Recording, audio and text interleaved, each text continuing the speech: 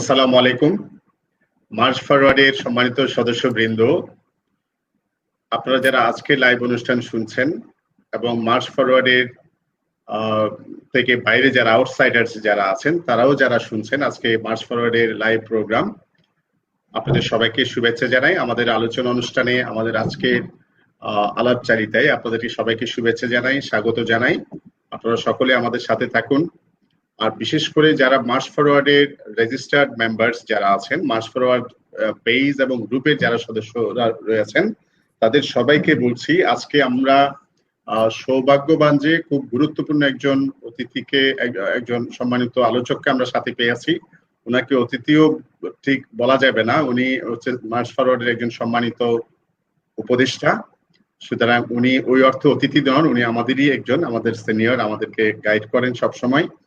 এবং স্যার সম্পর্কে আমরা আমাদের ভেরি ওপেনিং সেশন যেটা ছিল মার্চ ফরওয়ার্ডে, সেই প্রোগ্রামেও স্যার ছিলেন, কিন্তু তখন আমরা হয়তো অনেক বেশি আলাপ করতে পারিনি, স্যারের সময় ওইভাবে নিতে পারিনি, যেহেতু আমরা একাধিক গেস্ট ছিল এবং ওপেনিং এর একটা বিষয় সেখানে ছিল। তো আমরা আজকে স্যারকে একক আলোচক হিসেবে পেয়েছি, এটা আমাদের সকলের জন্য, আপনারা যারা শুনছেন এবং আমি হোস্ট হিসেবে আমার নিজের জন্য এটা সৌভাগ্যের বিষয়। আমরা স্যারের মতো একজন মহৎ এক্স সিভিল সার্ভেন্টকে আমরা আমাদের সাথে পেয়েছি, তার অভিজ্ঞতা আমরা শুনবো। আজকে আমরা আমাদের আলোচনার শিরোনাম করেছি সিভিল সার্ভিসে আমার অভিজ্ঞতা।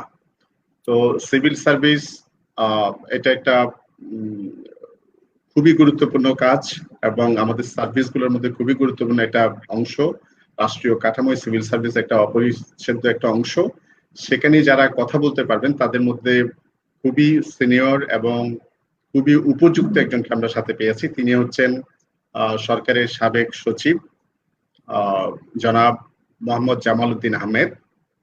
স্যার শুরু থেকে উনি সিভিল সার্ভিসে জয়েন করার পর আমাদের যে ফিল্ড অ্যাডমিনিস্ট্রেশন, যেটাকে আমরা বাংলায় মাঠ প্রশাসন বলি, মাঠ প্রশাসনের প্রায় সকল ইউনিটেই উনি ইউনিট প্রধান হিসেবে ভূমিকা রেখেছেন, কাজ করেছেন এবং তার কিছু খুবই সুন্দর, সৃজনশীল এবং উপযোগী ইনোভেশন ছিল সিভিল সার্ভিসে। একজন সিভিল সার্ভেন্ট হওয়ার পাশাপাশি উনি এই কাজগুলো করেছেন।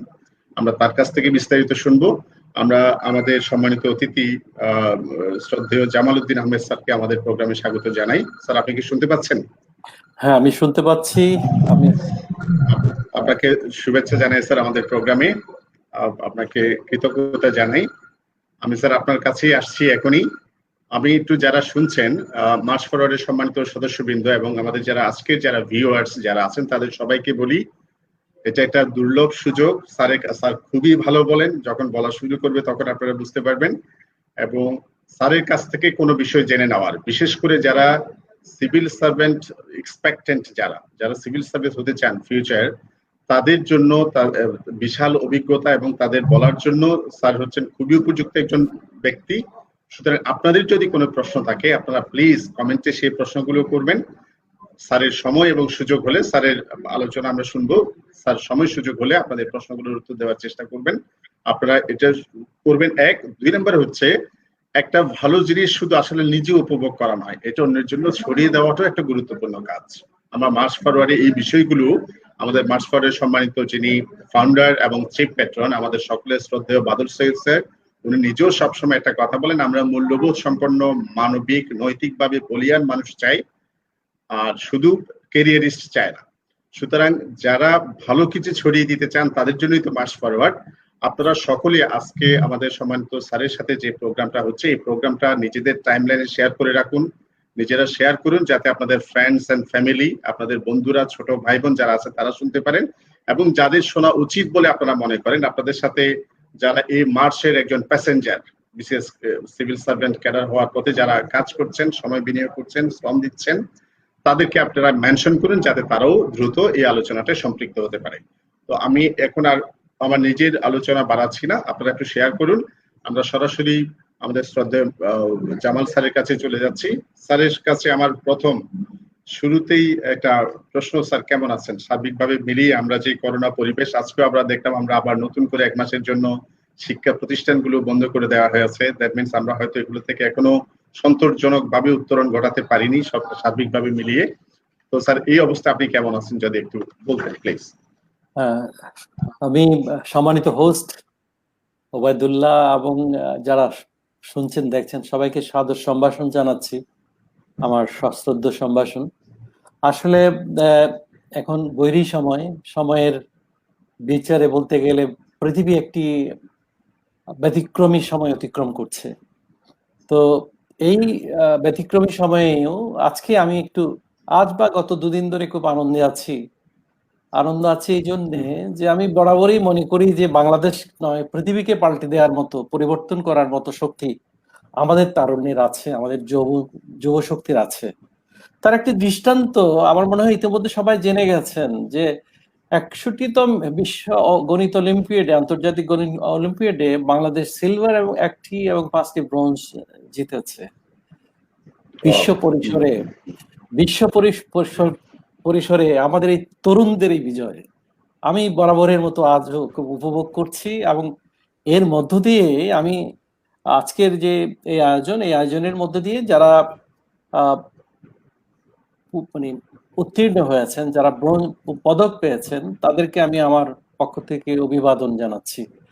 আমি শুধু তাদেরকে নয়, আমি তাদের মধ্য দিয়ে সমগ্র তরুণ সমাজকে, যুব সমাজকে অভিবাদন জানাচ্ছি। কারণ আমি বিশ্বাস করছি যে যে পরিবর্তনের মধ্য দিয়ে বাংলাদেশ যাচ্ছে বা পৃথিবী যাচ্ছে, তার মধ্যে বাংলাদেশের যুবক শক্তি, বাংলাদেশের তারুণ্য একটি বড় ধরনের ভূমিকা রাখতে পারবে। তাদের সেই সক্ষমতা তারা বারে বারে নানা বিষয়ে, নানা উপলক্ষে প্রকাশ করেছে, প্রদর্শন করেছে। তো সেজন্য বলছি যে আমি জানি দুঃখের সময় এখন, অনেক কান্না ঝরা, মানে ব্যথা বিদুর ঘটনা আমরা লক্ষ্য করছি। আমার কদিন আগে আমার খুব ঘনিষ্ঠ একজন বন্ধু মোস্তফা কামাল শানু পৃথিবী থেকে বিদায় নিয়েছে, এবং হঠাৎ করে 15 দিন আগেও সে জানতো না, তার সাথে আমার কথা হচ্ছে যে পৃথিবীতে থাকবে, আমার বাসায় আসবে, কত আনন্দ ঘন কথাবার্তা, কিন্তু হুট করে এসে চলে গেল একেবারে পৃথিবী ছেড়ে, না আমাদের সকলকে ছেড়ে। এই ধরনের মনে হয় বিচ্ছেদ বা এই ধরনের চলে যাওয়া অনেকেই প্রত্যক্ষ করেছেন এবং করছেন। আমরা পরম করুণাময়ের কাছে প্রার্থনা করি যেন এই ধরনের দুর্ঘটনাগুলো আমাদের জীবনে বেশি না ঘটে। আমার মনে হয় পৃথিবী ইতিপূর্বে যেটি দেখেছে, যখন বিপর্যয় হয়েছে, যখন বৈরী সময় হয়েছে, তখন কিছু সুযোগও তৈরি হয়ে গেছে। এমন কিছু কিছু ব্যতিক্রমী সুযোগ, এই যে বিভিন্ন আবিষ্কারগুলোর কথা যদি আমরা বলি, এটি কিন্তু বিশ্বব্যাপী যখন দুর্যোগ নেমে আসে তখনই কিন্তু এটি পথ খুঁজে নেয়, অর্থাৎ আবিষ্কারগুলো চলে আসে আমাদের সামনে। তো আমি জানি এই কোভিড আক্রমণটা কোনোভাবেই প্রত্যাশিত নয়, তারপরও এর মধ্য দিয়েই আমরা হয়তো আমাদের পৃথিবীর মানবিক শক্তি, মানুষের শক্তি বোধহয় নতুন জাগরণে উদ্বুদ্ধ হবে, সেটিও আমরা প্রত্যাশা করতে পারি। কারণ প্রত্যেকটা জিনিসের মধ্যে যদি কিছু ইতিবাচকতা যদি খুঁজতে হয়, তাহলে এইভাবেই বোধহয় ভাবা উচিত। আমরা যদি সব চরম হতাশায় নিমজ্জিত হয়ে পড়ি, তাহলে আমাদের নিজেদের মন শরীর তো খারাপ হবেই, আমরাও আনপ্রোডাক্টিভ হয়ে যাব। তাই ওই কথায় আবার বলি যে রবীন্দ্রনাথের একটা কথা আছে না, আপদ আজি জানি বিপদ আছে, তাই জেনে তো বক্ষে পরাণ আছে। আসলে এই আপদ বিপদ গুলো আছে বলেই তো আমাদের বুকের দুঃখ ফোকনি আছে, আমাদের জীবন মানে আমরা অব্যাহত রাখতে পারি। যাই হোক, আমার মনে হয় আমাদের আজকের যে আমাদের সিভিল সার্ভিসে আমার অভিজ্ঞতার কথা বলা হয়েছে, আমি আসলে সিভিল সার্ভিসের তেমন কোনো দিকপাল নই, একেবারে মানে যা বলবো তা সবার জন্য শ্রুতি মধুর, স্মরণীয় কোনো বিষয় হয়ে উঠবে এমনটি আমি মনে করি না। কারণ একটি সাধারণ মানের সিভিল সার্ভিসের জীবন আমি শেষ করেছি। তবে হ্যাঁ, জীবনের দাম কিছুই যায় না ফেলা। হয়তো এই পথে চলতে চলতে পথে বিপথের যে আমাদের অভিজ্ঞানগুলো, সেটি হয়তো কোনো কোনো সময়ে কারো কারো কাজে লাগতেও পারে।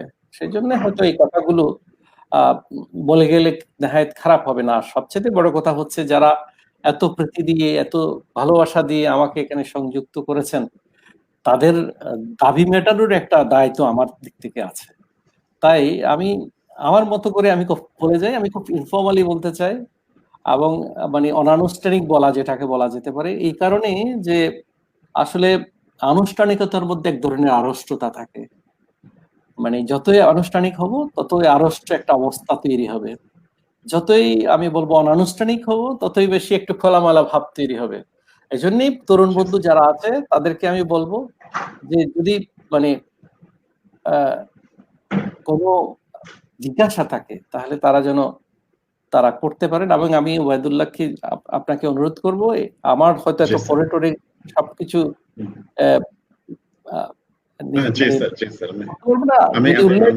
উল্লেখযোগ্য বিষয়গুলো যদি আপনি উপস্থাপন করেন ওবায়দুল্লাহ, তাহলে আমার জন্য সুবিধার হবে।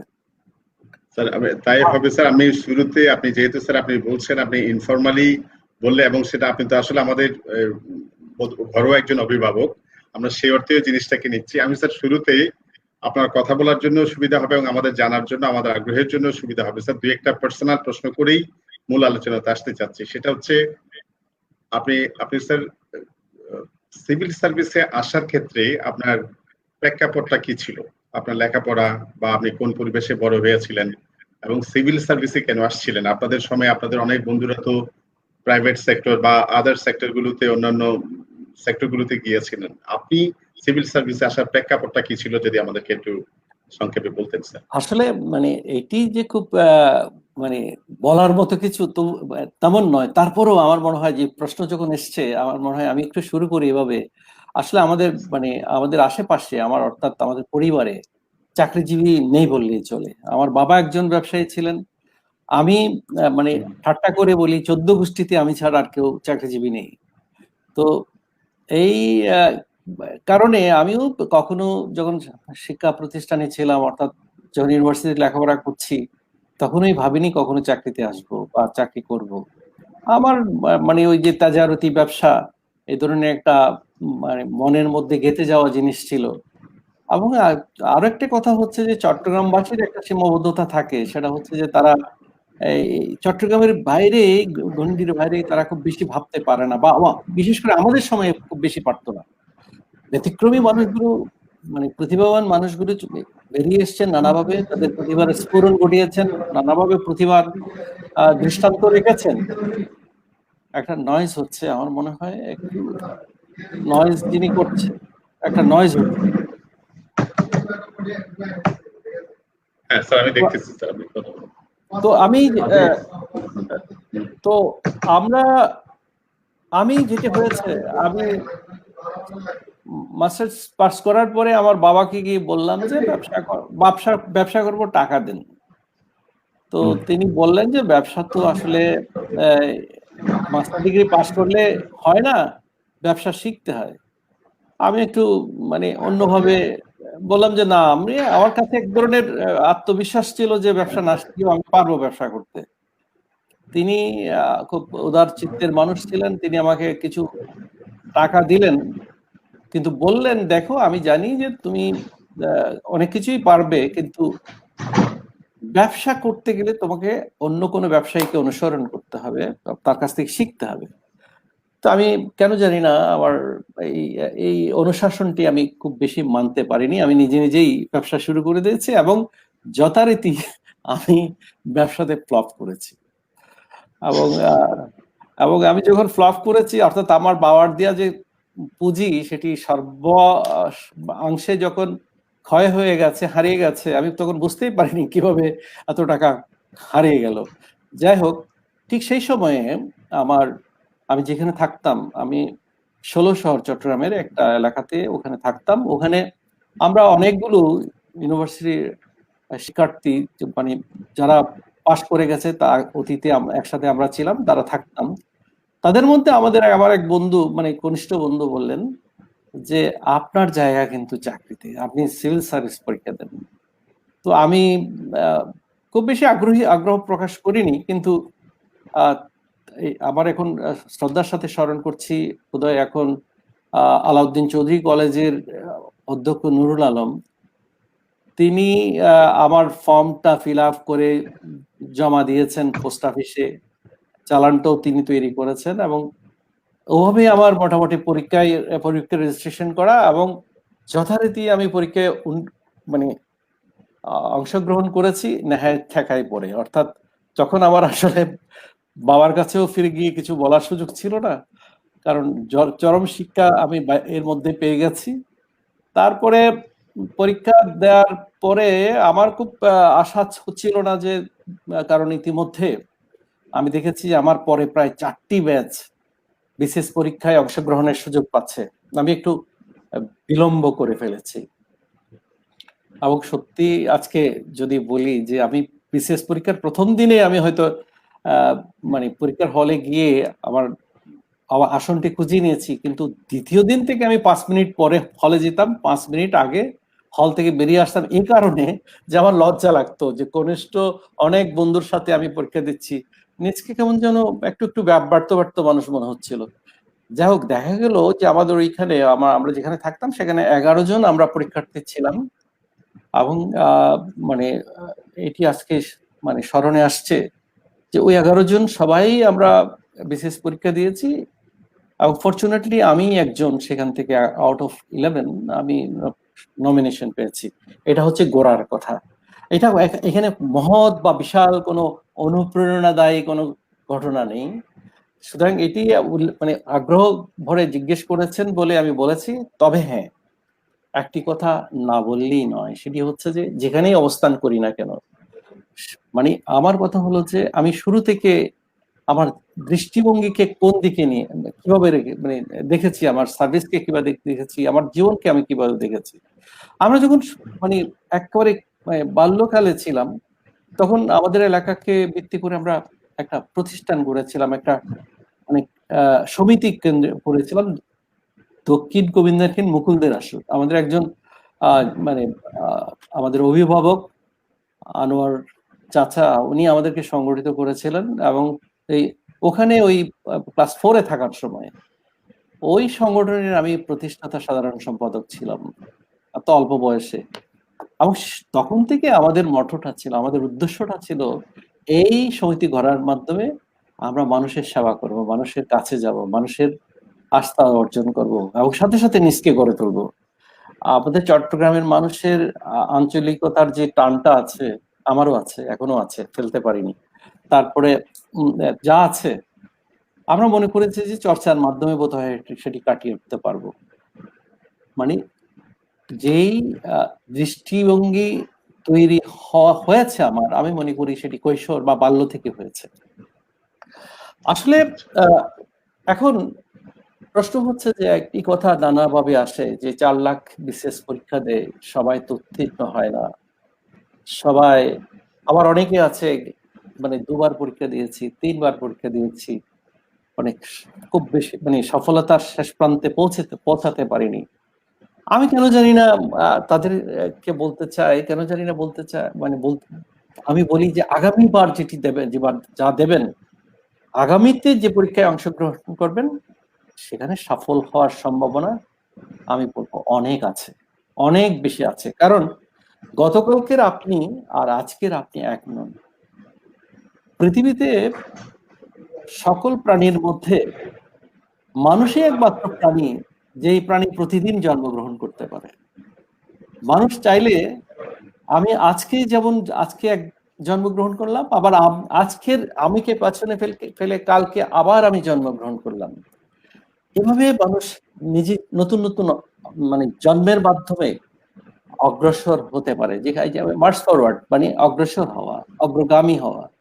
এখন সেই অগ্রসর তার প্রধান উপকরণ আমার কাছে মনে হয় নিজকে বদলে ফেলা। গতকালকের আমিকে আজকের আমি অতিক্রম করে যাব। আজকে গতকাল যা ছিল আমার, তা থেকে আমি আরো নতুন কিছু নিজের মধ্যে সংযোজন করে, যেটাকে আজকালকার ভাষায় অনেকে বলেন যে ভ্যালু অ্যাড করে, আমি আবার নতুন ভাবে নিজকে মানে প্রকাশ ঘটাবো, নিজকে প্রকাশ করবে। এবং এটি কোনো অবাস্তব কোনো বিষয় নয়। তাই গতকালকের মানে না পাওয়াটা আগামীকালের মানে না পাওয়ার কোনো বিষয় নিশ্চিত করে না, বরং গতকালকের না পাওয়াটা আগামীকালকের পাওয়াটাকেই উজ্জ্বল করে।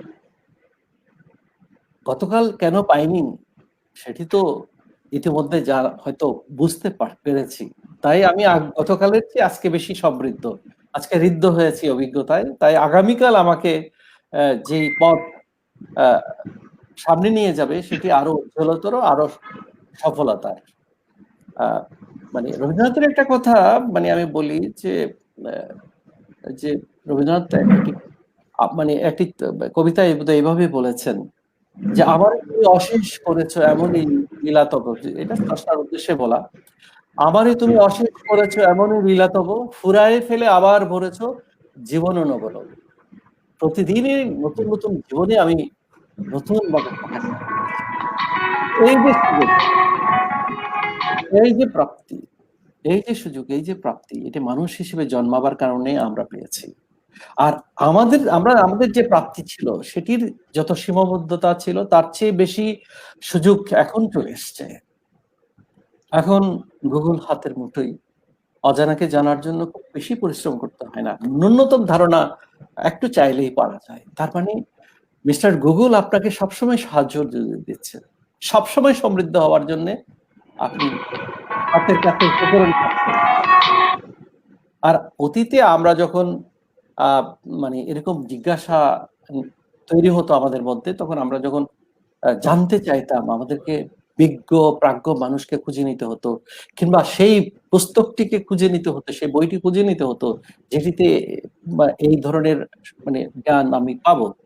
তো তাই বলি যে সুযোগের সীমা আজকের তরুণের জন্য, আজকের যুবকের জন্য অনেক বেশি সম্প্রসারিত হয়ে গেছে, এবং সেদিক দিয়ে আমি বলবো তারা অত্যন্ত সৌভাগ্যবান। যারা সৌভাগ্যবান, যারা মানে যারা সৌভাগ্যবান, তারা ভাগ্যটাকে যদি ব্যবহার না করেন তাহলে পরে পরে মানে নিজেকে দায়ী করা ছাড়া তো অন্য কাউকে দায়ী করা যাবে না। আমি কোথায় অনেকদিন আগের পড়া একটা জিনিস, যে বিল গেটস সম্পর্কে আপনারা নিশ্চয়ই সবাই জানেন, যে একজনকে জিজ্ঞেস করেছিলেন যে আপনার সাফল্যের রহস্য কি। তো তিনি বলেছিলেন যে আমি আপনাকে একটা হ্যান্ডসাম ডলার উল্লেখ করে এত ডলার দেব আপনাকে এই কাজ করার জন্য, জিজ্ঞাসা করা, ইন্টারভিউর জন্য। তিনি এই বিশাল অঙ্কের ডলারের কথা শুনে বারবার এড়িয়ে যাচ্ছিলেন এই কথাটা। তখন তিনি বললেন যে আমি সুযোগের সদ্ব্যবহার করেছি। আপনাকে এতবার বললাম যে ডলার দেব, আপনি এটি গ্রহণ করতে চাইলেন না, আপনি সুযোগ গ্রহণ করতে চাননি, কিন্তু এই ধরনের সুযোগ যদি আমার হাতে আসে আমি হয়তো এই সুযোগটাকে গ্রহণ করে কাজে লাগাই। অর্থাৎ সুযোগের সদ্ব্যবহার। আমি যে বললাম বিশাল একটা সম্ভাবনার দুয়ার খুলে গেছে, প্রাচুর্যে মানে ভরপুর হয়ে গেছে আমাদের বিশ্ব। সেইগুলোকে যদি কেউ ব্যবহার না করতে চায় তাহলে তাকে তাকে তো মানে তার কোনো দুর্ভাগ্যের জন্য বা তার পিছিয়ে থাকার জন্য, তার স্থবির হয়ে থাকার জন্য নিজেকে ছাড়া তো আর কাউকে দোষ দেওয়া যাবে না। তাই আমি বলি কি সম্ভাবনাটা কিন্তু আপনার হাতের মুঠোয়। এখন আপনি ইচ্ছে মতো, বল আপনার হাতে, এখন আপনি ইচ্ছা মতো খেলুন, আপনি ইচ্ছা মতো মানে নিজকে সামনের দিকে নিয়ে যান। এটি আমার আসলে, আমি কিন্তু রিটায়ার্ড মানুষ, আমি আগেই বলে রাখছি, রিটায়ার্ড মানুষরা একটু বেশি বেশি মানে উপদেশ দেয়, মানে উপদেশের আতিশয্য চলে আছে। এবং এমনও হয় আমি দেখেছি রিটায়ার্ড মানুষের ধারে কাছে অনেকেই যান না, কারণ কথা যখন বলা শুরু করেন মানে তখন আর ভাবতে চান না। ফলে মানে তরুণ শক্তি কিন্তু এই এত লম্বা লম্বা কথা শুনতে চায় না, তারা চায় ওই যে মানে পানীয়ের একটা বিজ্ঞাপন আছে না, চুবুকেই তৃপ্তি, তারা চায় চুবুকেই তৃপ্তি। এখন সেই ধরনের চৌম্বকতা হয়তো আমার কাছে ঝুড়িতে তেমন নেই, তো যা মানে আসলে এটা ভাবের আদান প্রদান ছাড়া কিছু নয়। তো আমি যেটি বলবো, আমার অভিজ্ঞতার কথা যদি বলি, আসলে আমার মনে হলো যে যেহেতু আমি একটা সওদাগরি পরিবার থেকে এসেছি, আমাকে পরিবর্তন করতে হবে। আমার চাকরির জন্য আমাকে পরিবর্তন করতে হবে, আমার দেশের জন্য আমাকে পরিবর্তন করতে হবে, আমার দেশের মানুষের জন্য আমাকে পরিবর্তন করতে হবে। আমি অতীতে কি ছিলাম সেটি বড় কথা না। আজ থেকে আমি প্রজাতন্ত্রের কর্মচারী, এবং এই প্রজাতন্ত্রের সেবায় আমাকে নিবেদিত হতে হবে। এটি ছিল আমার প্রথম কথা। এবং যার কারণে আমার যখন প্রথম প্রদান হয়, মানে জেলার বাইরে গিয়ে আমার প্রবেশন পিরিয়ড থাকতে থাকতে যখন চৌহালি নামের একটা দুর্গম উপজেলায় সিরাজগঞ্জের আমার প্রথম পোস্টিং হয়েছে। আমার প্রথম যখন পলায়ন হয়েছে খুব মন খারাপ হয়ে গেছে। আমার মা মারা গেলেন 2রা এপ্রিল দিবাগত রাতে। আমি সিরাজগঞ্জ থেকে এসে মাকে দেখতে পাইনি। তারপর মায়ের মৃত্যুর উপলক্ষে বাড়িতে এসে আবার ফিরে গিয়ে দেখি যে চৌহালিতে আবার পদায়ন হয়েছে। তার মানে শোকের উপর শোক। কারণ যারা চৌহালিকে জানেন তারা জানেন যে ওখানে মানে অভিগম্যতা, ওখানে পৌঁছার মানে কাজটি অত্যন্ত কঠিন। নৌপথে যদি বর্ষাকালে যাওয়া যায়, মানে শুকনো মৌসুমে কয়েক কিলোমিটার পায়ে হেঁটে যেতে হয়। তো এইভাবে ওখানে কিন্তু আমি চিন্তা করলাম যে এখানে কি করা যায় আমার দাপ্তরিক কাজের বাইরে। আমি বললাম না, এখানে একটা পাবলিক লাইব্রেরি শুরু করা যায়। আমি অফিসারদের নিয়ে সবাইকে নিয়ে বসে ওইখানে চৌহালি পাবলিক লাইব্রেরি নাম দিয়ে একটা পাবলিক লাইব্রেরি শুরু করে দিলাম। তার মানে আমার কথা হলো যে এটা কি স্যার আপনার ফার্স্ট পোস্টিং? হ্যাঁ, এটি আমার মানে আসলে আমার পদায়নটা হয় সিরাজগঞ্জে প্রফেশনাল হিসেবে সিরাজগঞ্জ কালেক্টরেটে, অর্থাৎ জেলা প্রশাসকের কার্যালয়ে। সেখানে আমরা জয়েন করি 28শে ফেব্রুয়ারি। আর আমি যেটা বললাম যে আমি চৌহালিতে পদায়ন পেয়েছি মে মাসের 5 তারিখে বোধহয়। আমি ওই মে মাসেই মানে মে মাসের পরবর্তী বছরের 89 সালের 89 সালের মানে মে মাসের প্রথম সপ্তাহে আমি চৌহালিতে যোগদান করেছি। এই 1 বছর আমাদের মানে কিছু মানে প্রফেশনাল হিসেবে কিছু কাজ করতে হয়, কিছু প্রশিক্ষণ নিতে হয়, সেগুলো নিয়েছি। তো আমি ওখানে ওই কাজটি করেছি এবং আমি দেখেছি যে যদি গণমানুষের জন্য কোনো কাজ করা হয় তাহলে গণমানুষ তার সামর্থ্য অনুযায়ী সম্মান, শ্রদ্ধা, ভালোবাসা ফিরিয়ে দেয়। চৌহালিতে ওখানে 170 একরের একটি খাস ভূমি ছিল। ওখানে মানে যারা ভূমিহীন তাদের ওই ভূমি বন্টনের আমি উদ্যোগ গ্রহণ করলাম এবং আমি অত্যন্ত স্বচ্ছতার সাথে এটা করার চেষ্টা করেছি। যখন ওই এলাকাতে আমি পৌঁছেছি, আমি দেখেছি কেউ গরুর দুধ নিয়ে, কেউ ঘরের পিঠা নিয়ে আমাকে আপ্যায়নের জন্য চলে এসছে। মানে এটি আসলে মানে কোনোভাবেই নেহায়েত সাধারণ ভাষায় প্রকাশ করার মতো অনুভূতি নয়। কারণ মানুষের জন্য মানুষের ভালোবাসার চেয়ে উত্তম কোনো উপহার নেই। কবিরা বলেন না যে সবকিছু ভুলতে পারি, ভালোবাসা ভুলতে পারি না। তো মানুষের ভালোবাসা যখন হয় তখন এটা ভোলাটা অসম্ভব হয়ে যায়। তো এইভাবে আমি বেশি দিন থাকিনি ওখান থেকে চলে এসেছি কুমিল্লায়।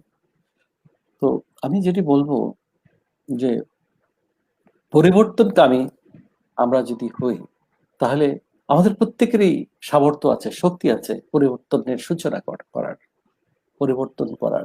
চৌহালিতে আমি মানে দেখেছি যে সেখানে আমাদের মানে অফিসটি রেডি ছিল না এবং খুব বিব্রতকর পরিস্থিতিতে আমি গিয়ে পড়েছি, যে কারণ ওখানে এর আগে যিনি বসতেন দেখলাম উনি আসলে উনি দেখলাম যে সব কর্মকর্তা কর্মচারী একসাথে বসে। এখন আমার তাতে আপত্তি ছিল না, কিন্তু ওখানে যারা কর্মচারী ছিলেন তারা একটু পারস্পরিক খোশ গল্প করবে, একটু বিড়ি সিগারেট খাবে, পান সিগারেট খাবে। এইটি ওরা কেমন বাংলাদেশের সংস্কৃতিতে সেটিকে খুব ভালোভাবে তখনও দেখা হতো না। আমি জানি না এখন বোধহয় আস্তে আস্তে পরিবর্তন হচ্ছে, কিন্তু সে অর্থে সেই পর্যায়ে যায় নাই এখনো। তো তারাই অস্বস্তি বোধ করতো, ফলে আমি অস্বস্তির মধ্যে দিয়ে তো দাপ্তরিক কাজ হয় না। সেজন্য সেখানে আমাকে অফিসটাকে নতুন ভাবে সাজাতে হয়েছে, নতুন ভাবে গড়তে হয়েছে এবং চমৎকার একটা অফিসের মানে পরিবেশ তৈরি করে আমি ওখান থেকে এসেছি। আমার মনে পড়ে আমি যখন চলে আসলাম ওখান থেকে, তখন ওখানে কোনো এক উপলক্ষে টিভি ক্যামেরা গিয়েছিল মানে চিত্র ধারণের জন্য। চৌহালিকে মানে দেখানোর জন্য তারা আমার ওই অফিসের সাইনবোর্ডটা দেখিয়েছিল, সুন্দর একটা সাইনবোর্ড। আমি ছোট কথাটা এখানে বললাম, আসলে আমাদের ছোট ছোট পদক্ষেপ গুলো একসময় দেখা যাবে যে অনেক বড় অর্জনের দিকে আমাদেরকে নিয়ে যাবে। তো আপনি এখন যারা মানে সামনের জীবনে সিভিল সার্ভিসে আসতে চাচ্ছেন, যাদের প্রত্যাশা সিভিল সার্ভিসে যোগদান করবেন, তাদের জন্য আমি, যদি আমাকে কিছু বলতে বলা হয়, আমি বলবো যে আপনি চাইলেই আপনি পারবেন মানে সিভিল সার্ভিসে অংশগ্রহণ, মানে অংশ নিতে। আপনি চাইলেই আপনি পাবেন, নমিনেশন পাবেন। তো আপনার চাওয়াটাই মুখ্য। আমাদের কোরআনে একটি কথা আছে, সেটি হচ্ছে যে আপনি তাই পাবেন যা আপনি করবেন। আপনি তাই পাবেন যা আপনি করবেন, এটা কোরআনের বাণী। তো এটি কিন্তু আমরা যারা ধর্মে বিশ্বাসী তারা মনে করি এটি নির্ভুল। তো আমিও ব্যক্তিগতভাবে মনে করি আপনি তাই পাবেন আপনি যা করবেন। আবার আপনি কি করবেন, আসলে এটা কোনো ফিরিস্তি দেওয়ার বিষয় নয়। আপনি, আমি এই প্রসঙ্গে একটি ঘটনার উল্লেখ করি। আপনারা অনেকেই জানেন শামসুদ্দিন আবুল কালাম বলে একজন সাংবাদিক এবং সাহিত্যিক ছিলেন বাংলাদেশে। শামসুদ্দিন আবুল কালাম দুজন ছিলেন, একজন সাংবাদিক মানে সম্পাদক এবং সাংবাদিক এবং সাহিত্যিক, আরেকজন ঔপন্যাসিক ছিলেন। অনেকেই জানেন যে ক্যামেলিয়া মোস্তফা বলে একজন অভিনেত্রী ছিলেন আমাদের সময়, এখন উনি হারিয়ে গেছেন, তার বাবা। শামসুদ্দিন সে ঔপন্যাসিকের কথা বলছি না, আমি সম্পাদক শামসুদ্দিন আবুল কালামের কথা বলছি। তার এক নাতনি ছিল। এই নাতনি তার সাথে বন্ধুত্বপূর্ণ, না দাদা নাতনির যেটা সম্পর্ক হয়, যে খুব বন্ধুত্বপূর্ণ সম্পর্ক। বন্ধুত্বের উদাহরণটা তিনি দিয়েছেন এভাবে যে নাতনিকে বললাম, এই আমি দেখেছি তুমি আজকে ওই ছেলেটার দিকে তাকিয়েছো। মানে এভাবে তাদের সম্পর্কের মাত্রা মানে তিনি লিখেছেন। তো একদিন নাতনি এসে দাদাকে বললেন, সাহিত্যিক সম্পাদক দাদাকে, যে আমার তখন রাষ্ট্র তখন মানে রাষ্ট্রপতি শাসিত সরকারের অধীনে চলছিল। তো তার স্কুল থেকে একটা রচনা লিখতে দেওয়া হয়েছে, যদি আমি রাষ্ট্রপতি হই, যদি আমি প্রেসিডেন্ট হই। আর দাদুকে বললেন যে দাদু তুমি আমাকে রচনাটা লিখে দাও, সাহিত্যিক। দাদু বললেন, খুব অভিজ্ঞ মানুষ তো, তিনি বললেন আগে তুমি লিখো, তারপর না হয় আমি তোমাকে সাহায্য করব। তো দাদু এটা বলার পর নাতনি লেখা শুরু করলো, প্রেসিডেন্ট হলে কি কি করবেন, লম্বা ফিরিস্তি, হাসপাতাল করবেন, শিক্ষা প্রতিষ্ঠান করবেন, যত ভালো কাজের তালিকা সব করে ফেললেন। দাদুর কাছে নিয়ে গেলেন, দেখেন দেখো দাদু, তোমার আমি প্রেসিডেন্ট হলে কি করব, আমি রচনাটা লিখে ফেলেছি। দাদু এটা পড়লেন, বলেছে হ্যাঁ চমৎকার হয়েছে, খুব ভালো, তবে শেষের দিকে একটি লাইন লিখে দাও। সে লাইনটি হচ্ছে যে তুমি যদি প্রেসিডেন্ট হও, তোমার বুকের ভেতর যত ভালোবাসা আছে, যত মায়া আছে, আমাদের বাদল স্যার যেটা বলেন, মায়া আসুন মায়া ছড়ায়, যত মায়া আছে, যত ভালোবাসা আছে, যত মহব্বত আছে, যত প্রেম আছে, সব তুমি ঢেলে দেবে তোমার দেশের মানুষের জন্য, সব তুমি দিয়ে দেবে তোমার দেশের জন্য। ওই একটি জিনিস, ওই একটি জিনিস যদি তুমি দাও, তুমি যদি ভালোবাসা দাও, তাহলে সেই ভালোবাসায় তোমাকে দিয়ে সব করিয়ে নেবে। যখন শিক্ষা প্রতিষ্ঠান গড়ার তখন তাই করবে, যখন হাসপাতাল করার তাই করবে। ওই লম্বা ফিরিস্তির সবকিছুই এসে যাবে, শুধু একটি মাত্র কাজ করলে, যদি তুমি তোমার ভালোবাসাটাকে ঢেলে দাও। তো শামসুদ্দিন আবুল কালামের এই কথাটা আমার খুব প্রাণে ধরেছিল। আমার মনে হয়েছিল আসলে সর্বাগ্রে যেটি দরকার সেটা হচ্ছে আমি আমার দেশকে ভালোবাসবো, আমি আমার দেশকে দেব, কিছু দিতে চাই, আমার দেশের মানুষকে কিছু, দেশ তো না, দেশের মানুষকে দেওয়া আসলে। এবং দেশের মানুষকে দিতে চাওয়া জন্য একেবারে অনেক বড় লোক হতে হবে, বড় জ্ঞানী হতে হবে, এটি তো মানে এমনটি না। এটি নানাভাবে প্রমাণিত হয়েছে। আমাদের এই যে পেইড ফরওয়ার্ড বলি কিংবা অনেস্ট বলি, কিংবা তাদের আজকের মার্চ ফরওয়ার্ডের কথা বলি, এগুলো খুব বেশি অর্থ সংস্থানের মাধ্যমে শুরু হয়েছে তেমনটি তো না, শুধু ভালোবাসার মাধ্যমে এগুলোর সূচনা হয়েছে। এবং এই কাজগুলো সূচনার মধ্য দিয়ে আজকে কত এই যে ক্ষুদ্র প্রাণ বীজ আজকে মহির হয়ে পরিণত হয়েছে। এবং এই ক্ষুদ্র প্রাণ বীজ যে আচ্ছা, এই যে বট বৃক্ষের কথা বলি, বট বৃক্ষ যে কত ক্ষুদ্র বীজ থেকে সৃষ্টি হয়, আমরা কি কখনো খেয়াল করেছি? বিশাল এলাকা জুড়ে বৃক্ষ, কিন্তু তার গোড়াতে ছিল অতিশয় ক্ষুদ্র একটা বীজ, অতিশয় ক্ষুদ্র। সুতরাং এই জন্যই বলে যে ক্ষুদ্র প্রাণ বীজ থেকে মহির হতে পারে। আমাদের আজকে যে ঢাকার যে বারডেমের কথা বলি, বাংলাদেশের যে শাহবাগে যে বিশাল একটা বারডেম দাঁড়িয়ে আছে, বিশাল বড় একটা প্রতিষ্ঠান, বিশ্বের মধ্যে মানে উল্লেখযোগ্য একটি ডায়াবেটিক ট্রিটমেন্টের জন্য প্রতিষ্ঠান। তো সেই প্রতিষ্ঠানে গড়াটা ছিল এরকম 360 বর্গ ফুটের একটি মানে কক্ষে আমাদের ইব্রাহিম স্যার, প্রফেসর ইব্রাহিম তার ডায়াবেটিক সমিতির কাজ শুরু করেছে, এবং এই কাজটি শুরু করার পরে আজকে সেটি কত বড় হয়েছে। তিনি তার ওই ওই ইয়াতে মানে ওই হসপিটালে যেটি প্রথম করেছিলেন তখনই লিখেছিলেন, রোগীদের জন্য লিখেছিলেন, আপনি আপনার সেবা করার সুযোগ দেওয়ার জন্য আমি আপনার কাছে কৃতজ্ঞ।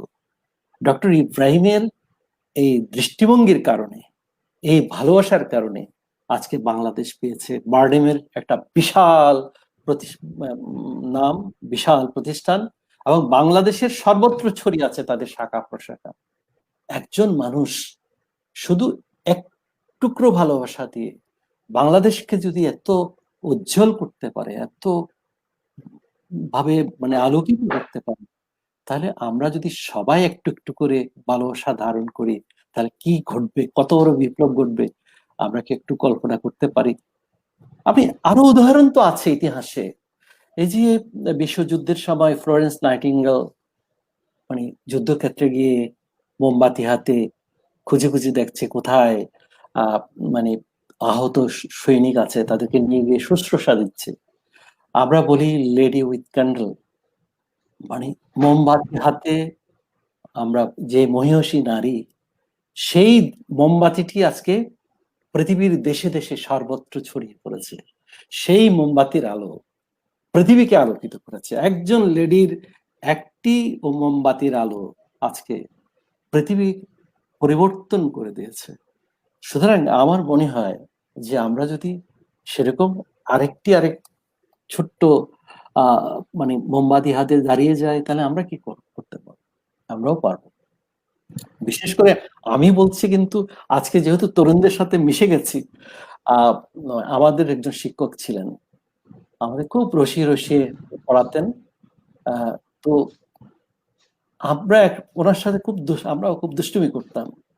তো উনি একদিন বললেন যে, খুব বয়স বৃদ্ধ ক্যাসি ঘোষ স্যার বললেন যে, দেখো আমি অনেক বয়স্ক হয়ে গেছি, কিন্তু এই যে তোমাদের সাথে আসি, তোমাদের সাথে কথা বলি, মানে তোমাদের সাথে মিশতে মিশতে আমার মনে হয় আমি তোমাদের অংশ হয়ে গেছি।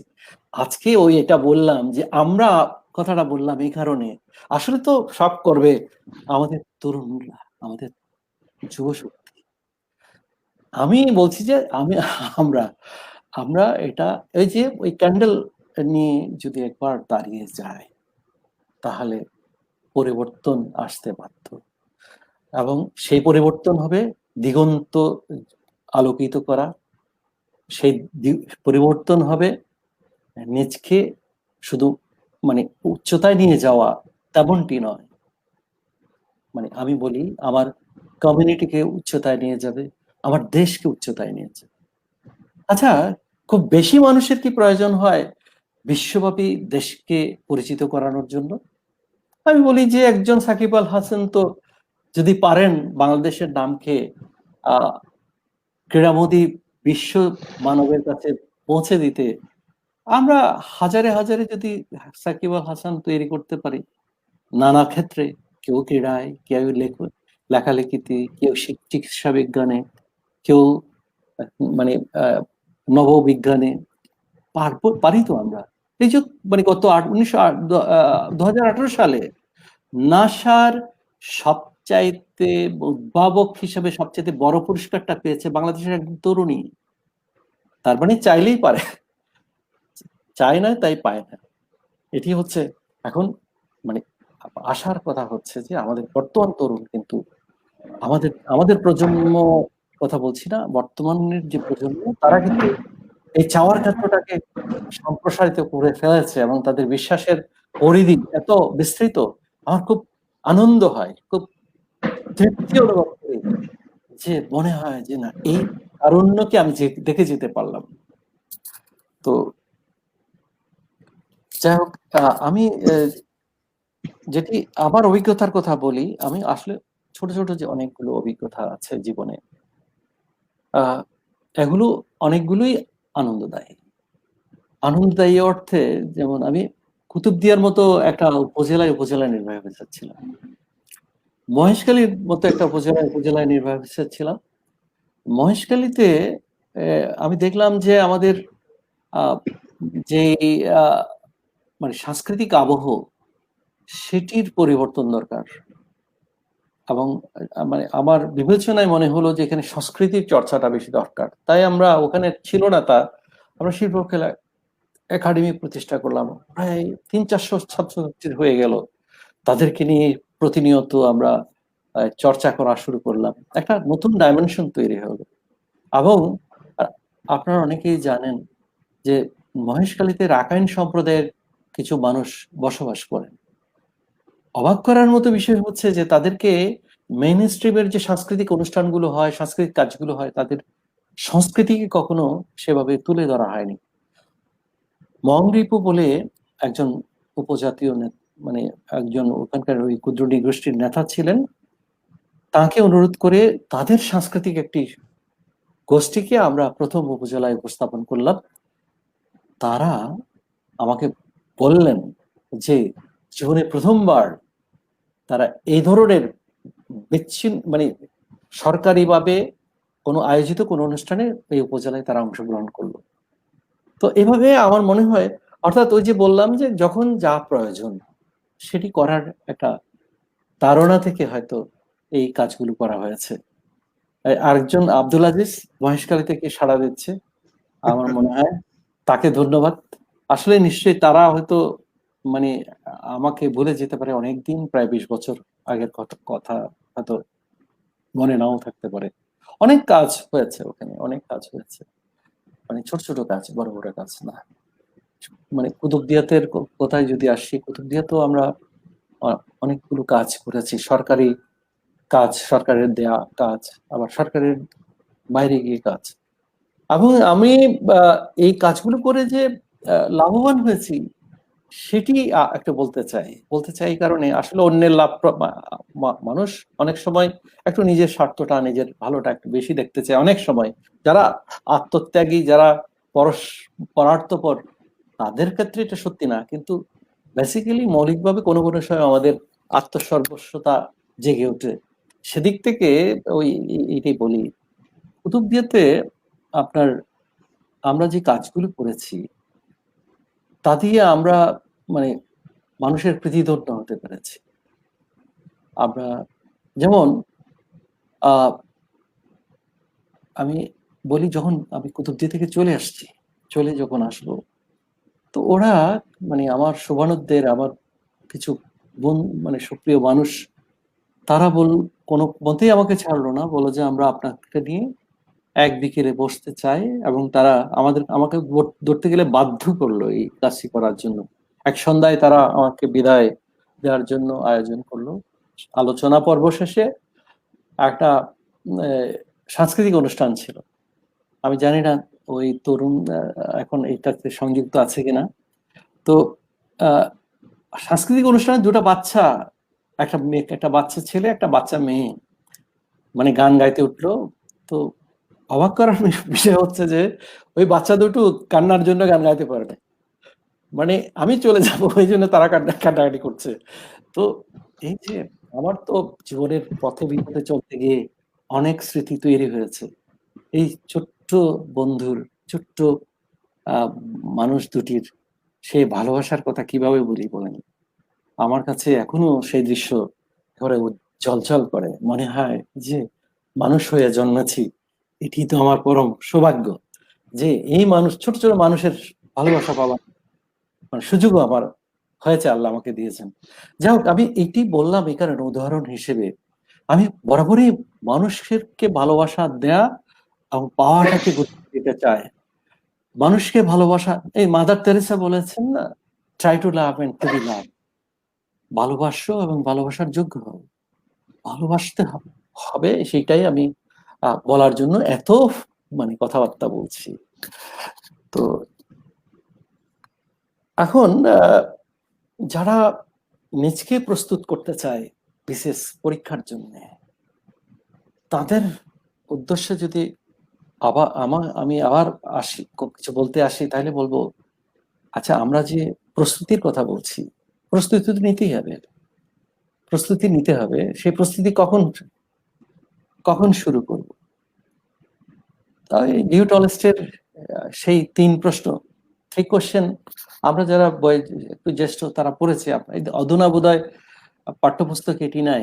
লিও টলস্টয়ের 3 কোশ্চেন বলে একটা আর্টিকেল আমরা পড়েছিলাম। সেখানে মূল কথা হচ্ছে যে সবচেয়ে উত্তম সময় কোনটি কাজ শুরু করার। তিনি জবাব দিয়েছিলেন, এখনই, now is the important time. আমার মনে হয় এগুলো বোধহয় কোনো বিদগ্ধ মানুষ আগেও বলে গেছে, হয়তো পুনরাবৃত্তি হচ্ছে, তবু আবার বলতে ইচ্ছে করছে, আমি বলি।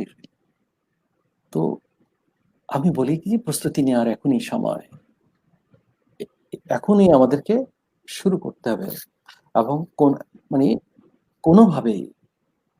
কোনোভাবেই এক্ষেত্রে প্রক্রাস্টিনেশনকে বা দীর্ঘসূত্রিতা আজকে নয়, কালকে সকাল 9টা থেকে এটা শুরু হবে। আচ্ছা, সকাল 9টায় আসলো, আচ্ছা আজকে একটু ঘুমাই নি সকালবেলাটা, কালকে আচ্ছা দুপুর 12টা থেকে না হয় বসি। এটাকেই বলা হয় দীর্ঘসূত্রিতা। এটি মানুষের এটি মানুষের জীবন থেকে যৌবন কেড়ে নেওয়ার হচ্ছে, মিল্টন বলছেন শাটল থিফ অফ ইয়ুথ। এই যে এইগুলো সময় তো শাটল থিফ অফ ইয়ুথ, কিন্তু time is the best shuttle thief of youth. কিন্তু আমি বলি যে দীর্ঘসূত্রিতা যৌবনকে খেয়ে ফেলার একটি একটি উপায় আর কি। তো এই জন্যে ইম্পর্টেন্ট টাইম ইজ নাও, শুরু করতে হবে এখনই শুরু করতে গিয়ে কিছু কথা চলে আসবে, এই পরিস্থিতি আমার অনুকূল নয়, এবং অমুক এই কাজটি করছে না, অমুকের এই সহযোগিতা পাচ্ছি না, অমুকের এই কাজটি করা হয়ে উঠছে না বলে আমি শুরু করতে পারছি না। যেটিকে অনেকেই সুন্দর ভাষায় বলেন ব্লেম গেম। এটা ব্লেম গেম খেলা শুরু করে দেওয়া, যে নিজকে বলা যায় দোষমুক্ত রাখার জন্য নিজের দোষকে অন্যের স্কন্ধে চাপিয়ে দেওয়া। আমার একজন বিদগ্ধ বন্ধু বলতেন, আসলে মানুষ না তার অপরাধকে স্বীকার করতে চায় না বলেই তারা লুসিফারের সৃষ্টি করেছে। এটি আমার কথা নয়, ওই বন্ধুর কথা। তারা লুসিফার শয়তান। তো এখন আমরা ব্লেম গেমে যাব না, আমরা নিজেই দায়িত্ব নেব এবং নিজে দায়িত্ব নিয়েই কাজ শুরু করব, প্রস্তুতি শুরু করব। কেন প্রস্তুতি শুরু করব? ওই যে বললাম যে ভালোবাসা, যোগ্য হবার জন্য, ভালোবাসা দেওয়ার জন্য। ভালোবাসা দেওয়ার জন্য তো আমি প্রতি পদে পদে সুযোগ নিতে পারি। আমার মনে আছে, আমি একবার তখন ইউনিভার্সিটিতে পড়ি, একেবারে খুব দোবদস্ত কাপড় চোপড় পরে আমাদের বাড়ির পাশে রেল লাইন আছে, আমি আমার এক বন্ধুর বাড়িতে গিয়েছিলাম। আমার সাথে আমার খুব গণ্যমান্য একজন বন্ধু ছিলেন, প্রভাবশালী আর কি, গণ্যমান্য বলতে বলছি প্রভাবশালী, তাকে নিয়ে আসছি। এখন আসার পরে পথের মধ্যে একজন কৃষি শ্রমিক হঠাৎ বললেন যে, আমাকে একটু বস্তাটা তুলে দেন তো। আমি একেবারে স্বাচ্ছন্দ্যে তাকে এই কাজটি করলাম। আমার বন্ধুটি আমার দিকে তাকালেন যে এই কাজটি আমি করলাম, একদম নগণ্য একটি কাজ, উল্লেখ করার মতো বিষয় নাই। আমি কেন উল্লেখ করছি আমি পরে বলবো। আমি ওখান থেকে গিয়ে আমি বাসে উঠলাম। বাসে প্রচন্ড ভিড়, ঠেলাঠেলি করে বাসে উঠলাম। উঠে একজন মানুষের সামনে দাঁড়ালাম। দাঁড়ানোর পরে আমি দেখলাম কিছুক্ষণ পরে ওই ভদ্রলোক আমার সামনে যে বসেছিল, সে বলল যে, আমাকে আমার বসতে কষ্ট হচ্ছে, আপনি বসুন। আমি বললাম, না কেন, না আপনি উঠবেন কেন? বললাম, না আমি বসতে আমার কষ্ট হচ্ছে। আরে ওনার বসতে কষ্ট হবে কেন? দাঁড়িয়ে থাকতে কষ্টের জন্য আমি টিকতে পারছি না, আর ওনার নাকি বসতে কষ্ট হচ্ছে। আমি মানে আমাকে উনি জোর করে বসালেন না, তার সাথে আমার কোনো চেনা জানা ছিল না, পরিচিত ছিল না। আমার কাছে মনে হলো এই যে কিছুক্ষণ আগে যে কাজটি আমি করলাম, ছোট্ট অনুল্লেখযোগ্য একটি কাজ, সেটির রিওয়ার্ডটা বোধহয় তাৎক্ষণিকভাবে পেয়ে গেলাম। এইভাবে কিন্তু আমরা মানে ডিভাইন রিওয়ার্ড পেতে পারি যদি আমরা মানুষকে সেবা দিই, মানুষের জন্য কাজ করি। তো এবং আমার চাকরি জীবনে আমি এটা বহুবার প্রমাণ পেয়েছি, নানাভাবে রিওয়ার্ডেড হয়েছি। আমি ফিল করছি যে আমি রিওয়ার্ডেড হয়েছি, অন্য কেউ বুঝতে পারছে না, অন্য কেউ জানেও না, বা কোনোদিন হয়তো আমি না বললে জানতেও পাবে না। কারণ আমাদের অনুভূতি যা দেখে তা কিন্তু আমাদের চোখের চেয়ে বেশি দেখা। কারণ মানুষের তৃতীয় নয়ন যা দেখে, আমাদের বোধ যা দেখে, আমাদের চেতনা যা দেখে, সেটি দুই চোখে দেখে কুলে উঠতে পারে না। তো এ কারণে যখন আমরা প্রাত্যহিক জীবন পরিচালনা করি, আমরা দেখি যে অনেক ঘটনা ঘটছে, আপাত দৃষ্টিতে মনে হচ্ছে খুব বৈরী ঘটনা, কিন্তু এর মধ্যে নিহিত থাকতে পারে চমৎকার কোনো মেসেজ, কোন চমৎকার কিছু ভালোবাসার প্রকাশ। আপনারা অনেকে তিতাস একটি নদীর নাম দেখেছেন কিনা আমি জানি না, ছবিটি। সেখানে একজন পালক নেয়া পুত্রকে পালক মাথা প্রচন্ড মারধর করে, এবং এই মারধর প্রতিটি প্রতিটি চর একটি ভালোবাসার মূর্ত প্রকাশ। যারা ছবিটি দেখছিলেন তারা নিজেরাই অনুভব করতে পারছিলেন, মারছেন কিন্তু আসলে প্রকাশ করছেন ভালোবাসা। এভাবে কিন্তু মানুষ যদি হৃদয় দিয়ে অনুভব করে, দেখে, হৃদয় দিয়ে দেখে, তাহলে এই অনেক সাফল্যের ঘটনা মানে হৃদয়ে অনুভব করা যাবে, অনেক ভালোবাসার স্পন্দন হৃদয়ে অনুভব করা যাবে। তো এখন আমরা যে বললাম, তাহলে সর্বাগ্রে এই যে আমি প্রস্তুতি নেওয়ার কথা বললাম, সেটি তো পঠন পাঠন হতে পারে, জ্ঞান তথ্য আহরণ হতে পারে, তথ্যগুলো পরিবেশনের ব্যাপার আছে, এই জন্য হতে পারে।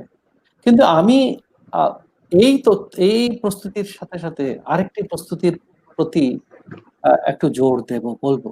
সেটি হচ্ছে যে আসলে আমরা যে বলছি ভালো কাজ করা, আমরা যে বলছি সুন্দর কথা বলা, এটি কিন্তু একদিনে কেউ করতে পারে না। কেউ যদি বলে যে আমি আজকে পর্যন্ত ঠিক আছি, কালকে গিয়ে ভালো কাজ শুরু করবো, হ্যাঁ হয়তো এরকম সিদ্ধান্ত নিতে পারে, কিন্তু হুট করে গিয়ে খুব বড় ভালো কাজ করে ফেলা, বা ভালো কাজ করার মানে করলাম আচ্ছা 1 মাস পরে করব, এটা হয় না আসলে। ভালো কাজের জন্য চর্চা লাগে। ছোট ছোট ভালো কাজগুলো যদি আমরা দিয়ে শুরু না করি, তাহলে বড় ভালো কাজ করা হবে কিনা তা নিয়ে আমার যথেষ্ট সন্দেহ আছে। আমি বলছি না যে পারবে না কেউ, মানে সারা জীবন কোনো ভালো কাজ করেনি বলে একটি ভালো কাজ করতে পারবে না, এমনটি আমি কখনো বলি না। কিন্তু যদি ভালোবাসা বা ভালো কাজ করার অভ্যাসটা তৈরি হয়ে যায়, তাহলে দেখা যাবে যে ভালো কাজ ছাড়া তার জীবন কাটে না, আমার দিন কাটে না, আমার রাত কাটে না ওই ভালো কাজ না করে। আমি ওই যে গতবার আলোচনায় বলেছিলাম যে আসলে অন্তর্গত তাড়না, অন্তর্গত তাড়না তো চর্চার মাধ্যমে বেশি ঋদ্ধ হয়, সমৃদ্ধ হয়, বেড়ে ওঠে, গড়ে ওঠে, শক্তিশালী হয়। তো এই চর্চাগুলো আমাদের মানে প্রথম দিন থেকে, the important time is now, এখন থেকেই শুরু করা দরকার। আজকে থেকে আমি ভালো কাজ করা, এখন থেকে আমি ভালো কাজ করা শুরু করলাম, এবং এখন থেকেই আমার প্রতিটি কাজ ভালো কাজ হিসেবে গণ্য হোক, বিবেচিত হোক। অনেকেই আছেন যে মানে সবকিছু করছেন কিন্তু নিজের শরীরের দিকে বা খুব বেশি নজর দিচ্ছেন না, দেন না, যে মানে মনে হয় যে না আমার শরীর আচ্ছা ঠিক আছে, আলস্যে বা ভালো কাজও করছেন, নড়াচড়াও করছেন, কিন্তু প্রত্যেক ব্যায়ামটা যে দরকার হয়, কায়িক পরিশ্রম যেটা দরকার হয়, সেটি করে না। সর্বাগ্রে কিন্তু মানুষকে তার ফিটনেস অক্ষুণ্ণ রাখতে হবে। এজন্য আমার মনে হয় আমার চাকরির জীবনে আপনারা খেয়াল করে দেখবেন, যে আমাদের যখন প্রশিক্ষণ হয়, বুনিয়াদী প্রশিক্ষণ, ভোর 5টায়, শীতের দিনে 5টা মানে গভীর রাতের মতো ঢং ঢং ঢং ঢং করে ঘন্টা পড়তো। ওই ঘন্টাটা এত কর্কশ, মানে প্রশিক্ষণ কেন্দ্রে ওই ঘন্টাটা বাজিয়ে বাজিয়ে ওই ঘন্টা বাদক মানে বারান্দায় বারান্দায় ঘুরতেন আমাদেরকে জাগিয়ে দেওয়ার জন্য। আমরা বলতাম এটা হচ্ছে আজরাইলের ঘন্টা, এত কর্কশ ঘন্টাটা ছিল। তো আমাদেরকে জাগিয়ে নিত এবং আমাদেরকে মাঠে নিয়ে যেত প্রশিক্ষণের জন্য, খেলাধুলার জন্য, ফিজিক্যাল এক্সারসাইজের জন্য। এক্সারসাইজ করে আমরা আমাদের ফিটনেসটাকে অক্ষুণ্ণ রাখার বার্তা অভ্যাস করে দেওয়ার জন্য এই কাজটি আবার করা হতো। আমার মনে হয় যারা সিভিল সার্ভিসে আছেন তারা এই অভিজ্ঞতা পেয়েছেন। তো আমি আমার আজকের এই কথায় এইটি টেনে আনলাম যে আমরা অনেক সময় অনেক ভালো ভালো কাজ করি, কিন্তু নিজের জন্য 1 ঘন্টা ব্যয় করি না। আমার জন্য 1 ঘন্টা ব্যয় করতে। যেমন আমি বলি, আমার পুত্র কন্যা, পরিবার, এমনকি দেশ সমাজ, সবার জন্য হয়তো 23 ঘন্টা দিলাম। ঘুমটুম বাদ মানে সহ আমার ঘুমানোটাও যদি আমি বিবেচনায় নিই যে দেয়া, কারণ সুস্থতার জন্য, কিন্তু আমাকে ফিট রাখার জন্য আমাকে 1 ঘন্টা ব্যয় করতেই হবে। এই 1 ঘন্টা একান্তই আমি দিচ্ছি, কারণ আমি যদি ফিট না থাকি তাহলে আমি অনেক কাজ করতে পারবো না। আমি অনেক কিছু ইচ্ছা হলেও মানে পরিপূরণ করতে পারবো না। তাই আমাকে ফিট রাখতে হবে। এটি বোধহয় আমার মনে হয় আমাদের সবারই একটু খেয়াল রাখা দরকার। আর প্রস্তুতির যে কথাটা আসে সেটি হচ্ছে যে পড়াশোনা। আমি সিভিল সার্ভিসে যোগদান করে কানে কানে বলি যে অনেক সময় আমরা পঠন পাঠনের অভ্যাস হারিয়ে ফেলি, কিন্তু যারা পড়েন, আমি দেখলাম আমার মানে কন্যা তার মাকে সহ একদিন বিমানে করে সিলেট থেকে আসছিলেন। তো যদিও বাদল সৈয়দ তাদেরকে ওই সময় চিনতে পারেননি, কিন্তু তাকে ওনারা চিনেছিলেন। তো আমার কন্যা এসে বললেন যে বাবা, ওই আপনার খুব প্রিয় মানুষ দাউদ সাহেব, ওনাকে দেখলাম একটা বই নিয়ে নিমগ্ন হয়ে পড়ছেন বিমানে। অর্থাৎ পড়ার অভ্যাসটা থাকতে হবে, সবসময় পড়তে হবে। প্রতিদিন না পড়লে প্রতিদিন জন্ম নেব কিভাবে, নতুন নতুন জন্ম আমি তৈরি করব কিভাবে? তাই নিজকে পড়াশোনার মাধ্যমে সমৃদ্ধ করতে হবে। আসলে মানে পড়াশোনা হচ্ছে পাথেয়, আপনাকে নানা উপাদান দেবে মানে ফুলসেরাত পার হওয়ার জন্য, অর্থাৎ সংকটকাল অতিক্রমের জন্য। একটি ছোট্ট ঘটনার কথা বলি। আমি যখন সিরাজগঞ্জ কালেক্টরের প্রবেশনার সদ্য যোগদান করেছি, আমাকে বলা হলো একটা তহসিলদার নিয়োগের পরীক্ষার প্রশ্নপত্র আনতে হবে।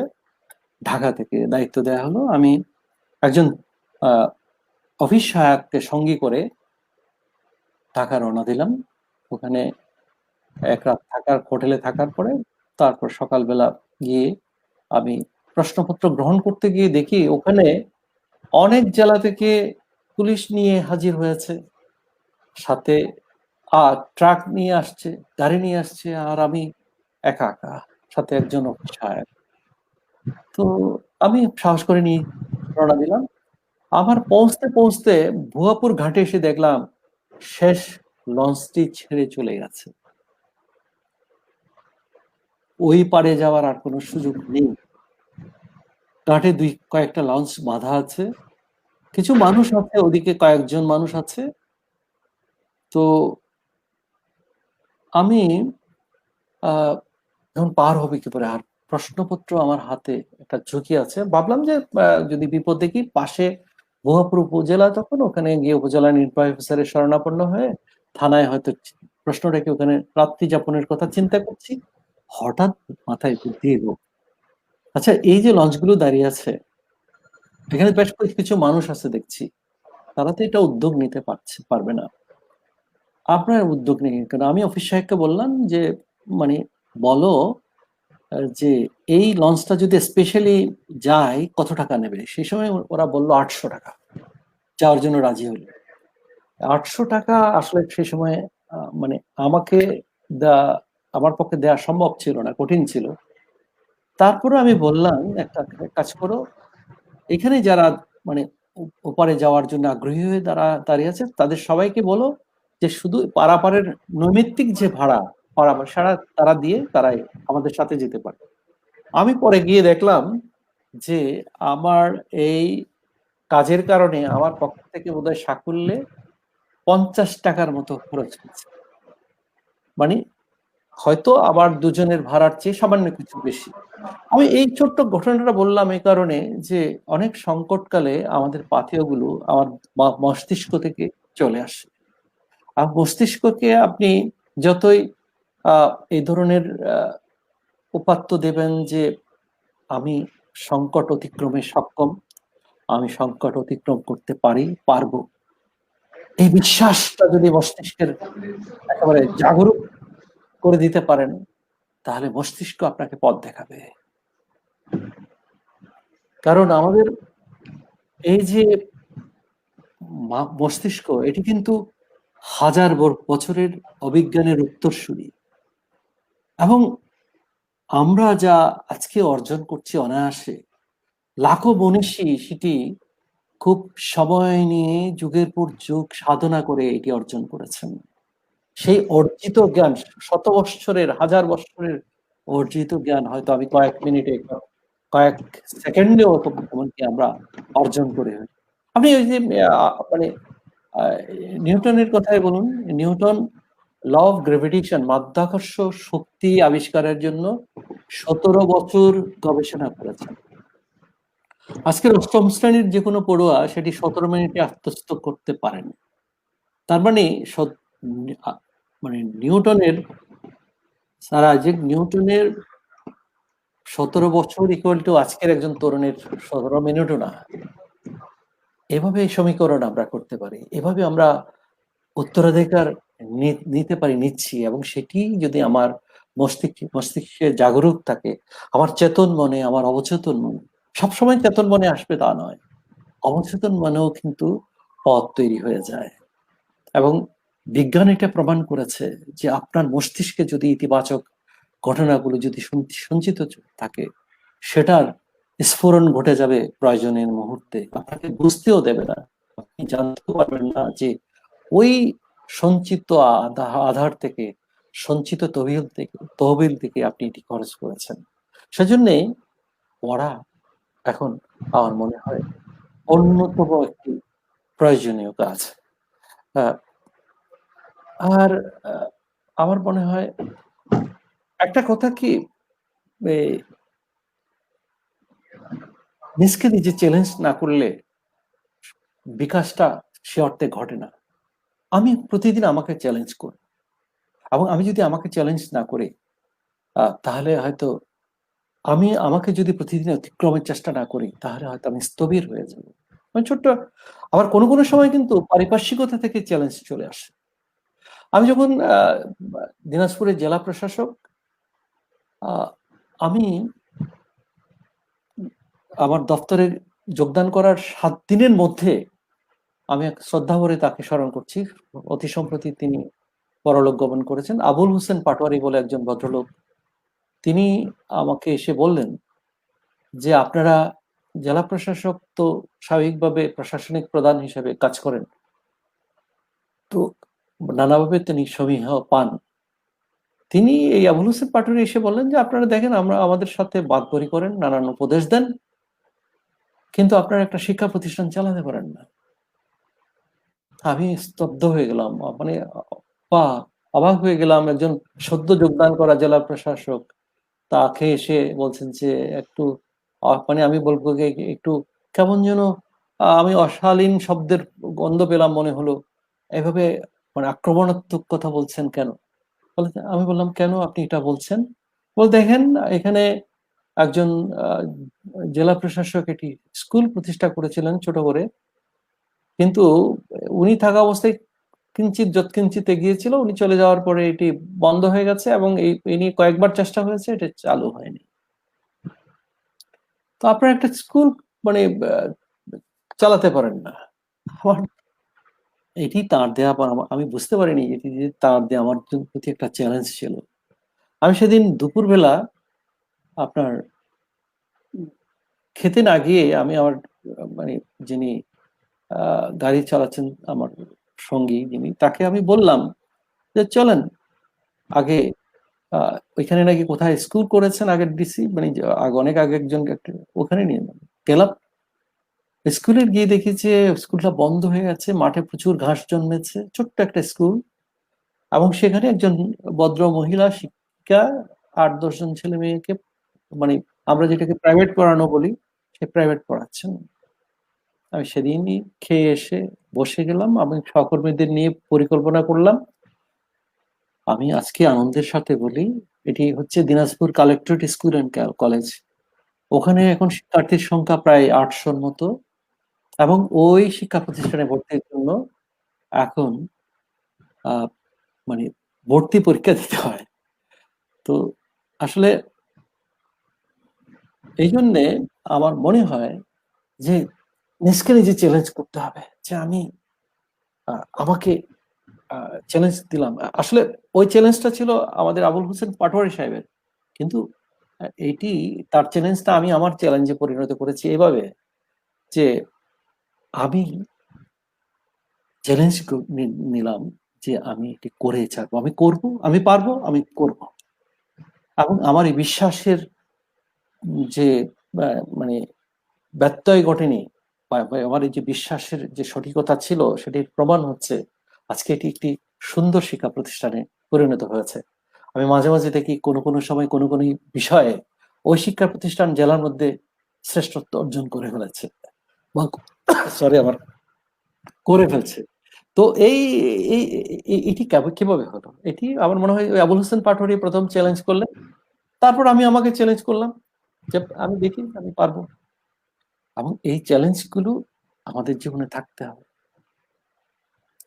চ্যালেঞ্জ যদি হারিয়ে যায়, ওই যে বললাম যে অনেকেই তো বলেন যে এত আপদ, এত বিপদ, এত সমস্যা, এত সংকুলতা, এইগুলো মানে এগুলো তো আসলে বাঘের বাচ্চার জন্য না, এগুলো মানুষ যারা এগিয়ে যেতে চায় তাদের জন্য না। আলস্যের অজুহাত অনেক, কর্মীর কোনো অজুহাত নেই। আমরা অনেকেই মানে ইয়ার্কির ছলে, ঠাট্টার ছলে বলে থাকে যে মানে ৩ নম্বর হাতের ব্যবহার অজুহাত। আসলে কর্মী ২ হাত ব্যবহার করবে, ৩ নম্বর হাতের সৃষ্টি করবে না। এবং ৩ নম্বর হাত যারা ব্যবহার করেছে তারা জয়ী হতে পারেনি। চ্যালেঞ্জ করার পেছনে যে বিশ্বাসটা থাকে সেটিও কিন্তু কম গুরুত্বপূর্ণ নয়। আমি পারবো, আমি করব, এই প্রতীতি যদি না থাকে তাহলে আসলে রিস্কেও অনেক সময় চ্যালেঞ্জ করা যায় না। নেপোলিয়ন বনাপার্টের কথা আপনারা সবাই, আমার মনে হয় এই তথ্যগুলো অনেকেরই জানা। আসলে মানে আমি অনেকদিন পঠন পাঠনের খুব বেশি জড়িত নই বলে এখন আস্তে আস্তে ভান্ডার শূন্য হয়ে আসছে আর কি। নেপোলিয়ন বোনাপার্ট যখন আলপস পর্বত অতিক্রম করছিলেন, তিনি বলেছিলেন যে আমি আলপসের চেয়ে উঁচু।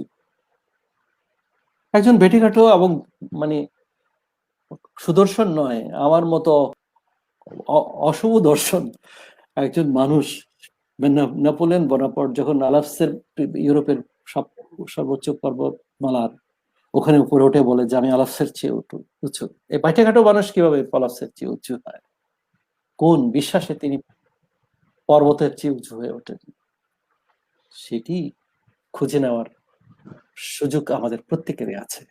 প্রত্যেকেই আমরা পারি হিমালয়ের চেয়ে আরো উঁচু হতে, আরো বড় হতে। এই বিশ্বাসটা কিন্তু থাকতে হবে।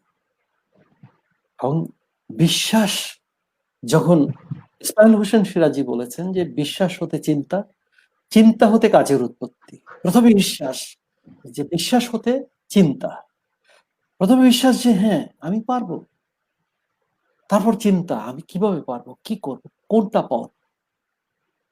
এই পথ থেকে, এই চিন্তা থেকে কাজের উৎপত্তি। বিশ্বাস হতে চিন্তা, চিন্তা হতে কাজের উৎপত্তি। তাই কাজ সৃষ্টি করতে হলে প্রথমে বিশ্বাসটা সূচনা করতে হবে। এবং এই বিশ্বাস সূচনা করা, বিশ্বাসে বলিয়ান হওয়া, এটি আমার মনে হয় প্রথম প্রয়োজন। তবে যেটি আরেকটা কথা কি, আমি বলি যে অনেকেই দুটা জিনিস একসাথে বলি। একটা হচ্ছে যে ঋণ স্বীকার, আর একটা হচ্ছে অনুশোচনা। অনুশোচনা মানে আমি বলি যে আমার চলার পথে ভুল থাকবে না তা নয়।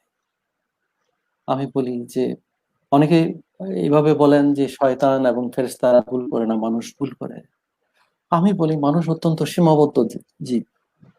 মানুষের আল মাহমুদের একটি কবিতায় এই মূল কথা ছিল যে একজন মানুষের সামনে দেখলে পিছনে দেখে না, পিছনে দেখলে সামনে দেখে না, এত সীমাবদ্ধ। তো মানুষের সীমাবদ্ধতা থাকবে, মানুষের মধ্যে ভুল থাকবে, মানুষের ভুল করতে পারে। সেই ভুলের জন্য অনুশোচনা থাকতে হবে। এবং আমাদের যারা ইসলাম ধর্মের অনুসারী তারা বলেন যে যখন মানুষ অনুশোচনা করে তখন আল্লাহ তাকে ক্ষমা করে দেন। তো আমাদের অনুশোচনাটা থাকতে হবে। যদি জীবন চলার পথে কাউকে যদি কষ্ট দিয়ে থাকে, সেই জন্য অনুশোচনা থাকতে হবে। কারোর যদি ভুল আচরণ করে থাকে, সেটার জন্য অনুশোচনা থাকতে হবে। এবং অনুশোচনা এনে আস্তে আস্তে নিজকে পরিশুদ্ধ করতে হবে। এটা আমার মনে হয়। এবং অনেক সময় আমরা অনুশোচনা করতে চাই, তথাকথিত শ্লাঘা সামনে এসে দাঁড়িয়ে পড়ে, ইগো বলে একটা কথা আমরা শুনি, সেটি সামনে দাঁড়িয়ে পড়ে। ওইটি আমার মনে হয় ওই যে try to love to be loved, সেই নীতির বিরুদ্ধে একটা অবস্থান। সেই অবস্থানকে নিজের করে নেওয়া যাবে না। কৃতজ্ঞতা এটি একটি বড় বিষয়। আমাদের জাতিগতভাবে আমাদের সীমাবদ্ধতা, এটা আমারও আছে সীমাবদ্ধতা। আমি মাঝে মাঝে এই ভুলটা প্রচন্ড ভাবে করি। কিন্তু আমাদের বাদল সেহাতুনি আবার আমি দেখলাম যে কথায় কথায় ওনার ঋণ স্বীকার আছে, কৃতজ্ঞতা কোনো কারণ নাই কৃতজ্ঞ হবার, তারপরেও তিনি, এটা হচ্ছে অমায়িক হওয়ার একটা লক্ষ্য, মানে বৈশিষ্ট্য আর কি। তো কৃতজ্ঞতা বোধ, যে আপনি আমাকে একটু যাবার জায়গা করে দিলেন, থ্যাংক ইউ, ধন্যবাদ আপনাকে। আপনি আমাকে এই যে সুযোগ দিলেন কথা বলার জন্য, ধন্যবাদ আপনাকে। আপনারা যারা শুনছেন, সুযোগ, আমার কথা শোনার যে এই ধৈর্য আপনি নিলেন আমার প্রতি, এটি আপনাদের অনুগ্রহ, ধন্যবাদ আপনাদেরকে। এভাবে আমি মনে করি যে ঋণ স্বীকারটা আমাদের জীবনে যদি থাকে, আপনাকে পেছনে টেনে রাখবে কে? হ্যাঁ, সমগ্র পৃথিবী আপনার জয়ের জন্য অপেক্ষায় আছে। আপনি ঋণ স্বীকার করেন, আপনি যার কাছে মানে এই ঋণ স্বীকার করেছেন, তিনি আপনাকে বুকের মধ্যে জায়গা করে দিয়েছেন। এবং এভাবেই আপনি বিস্তারিত হতে পারেন, ক্রমশ নিজকে ছড়িয়ে দিতে পারেন। মানে এখানে 36,000 সদস্য আছে মার্চ ফরওয়ার্ডের। আপনার হৃদয়ের বিস্তারে কতজনকে রেখেছেন, সেটি কিন্তু বিশাল একটি ঘটনা, বিশাল একটি ঘটনা। কারণ ওই যে আমরা পুরনো সেই কথা, যে যেদিন প্রথম তুমি এসেছিলে ভাবে, তুমি শুধু কেঁদেছিলে, হেসেছিল সবে, এমন যে এগুলো সব মানে স্থূল কথা হয়ে যাচ্ছে, মানে মানে না, আমার মনে হয় অপরিণত কথা হয়ে যাচ্ছে। তারপরে বলছি যে আসলে আমাদের তো ওই কান্নাটা প্রয়োজন, যাবার সময় কারোর বুকে একটু শূন্যতা সৃষ্টি করা তো প্রয়োজন। সেটি যদি না করি, তাহলে আমি মানব জীবন সফল করলাম কিভাবে? বুদ্ধদেব গুহ নাকি বুদ্ধ কে জন্য বলেছেন যে, আমার মনে পড়ছে না এই মুহূর্তে, মানুষ হয়ে জন্মেছিস, একটু আঁচড় রেখে যা। আঁচড় যদি না রাখি, তাহলে মানুষ হয়ে জন্মালাম কেন? আর একটা কথা, যে অনেক সময় কাজ করি, কেউ তো ঋণ স্বীকার করে না, কেউ তো বলে না, সাধুবাদ দেয় না, প্রশংসা করে না। তো অতি সম্প্রতি আমি চট্টগ্রাম গিয়েছিলাম, তো চট্টগ্রাম থেকে আমি কয়েকটা দেশি মোরগ কিনলাম। ঢাকায় উঠতেছি, মোরগ পাওয়া কঠিন। নিয়ে গাড়িতে নিয়ে আমি রওনা দিলাম। বরফ মানে গুলো পায়ে রশি দিয়ে বাঁধা। একটা বরফ দেখলাম তারও সরে ডাক দেয়া শুরু করেছে। এই বরফটাকে দেখলাম ভোর হয়েছে, বাসায় ছিল, ডাক দেয়া শুরু করেছে। আমার একটা লেসন ওখানে হলো, মোরগের মানে যখন সময় হবে, যে কোনো পরিস্থিতিতে পা বাঁধা থাকুক, পা খোলা থাকুক, তার ডাক সে দেবে। এই শিক্ষাটা আমি সেদিন এই মোরগের কাছ থেকে পেলাম। তো কেন আমাকে কে প্রশংসা করলো তার দিকে তাকাবো, কে ঋণ স্বীকার করলো তার দিকে তাকাবো। রবীন্দ্রনাথের কথা একটি আমার খুব মানে ভালো লাগে, আমি প্রায়শই এই কথাটি বলি।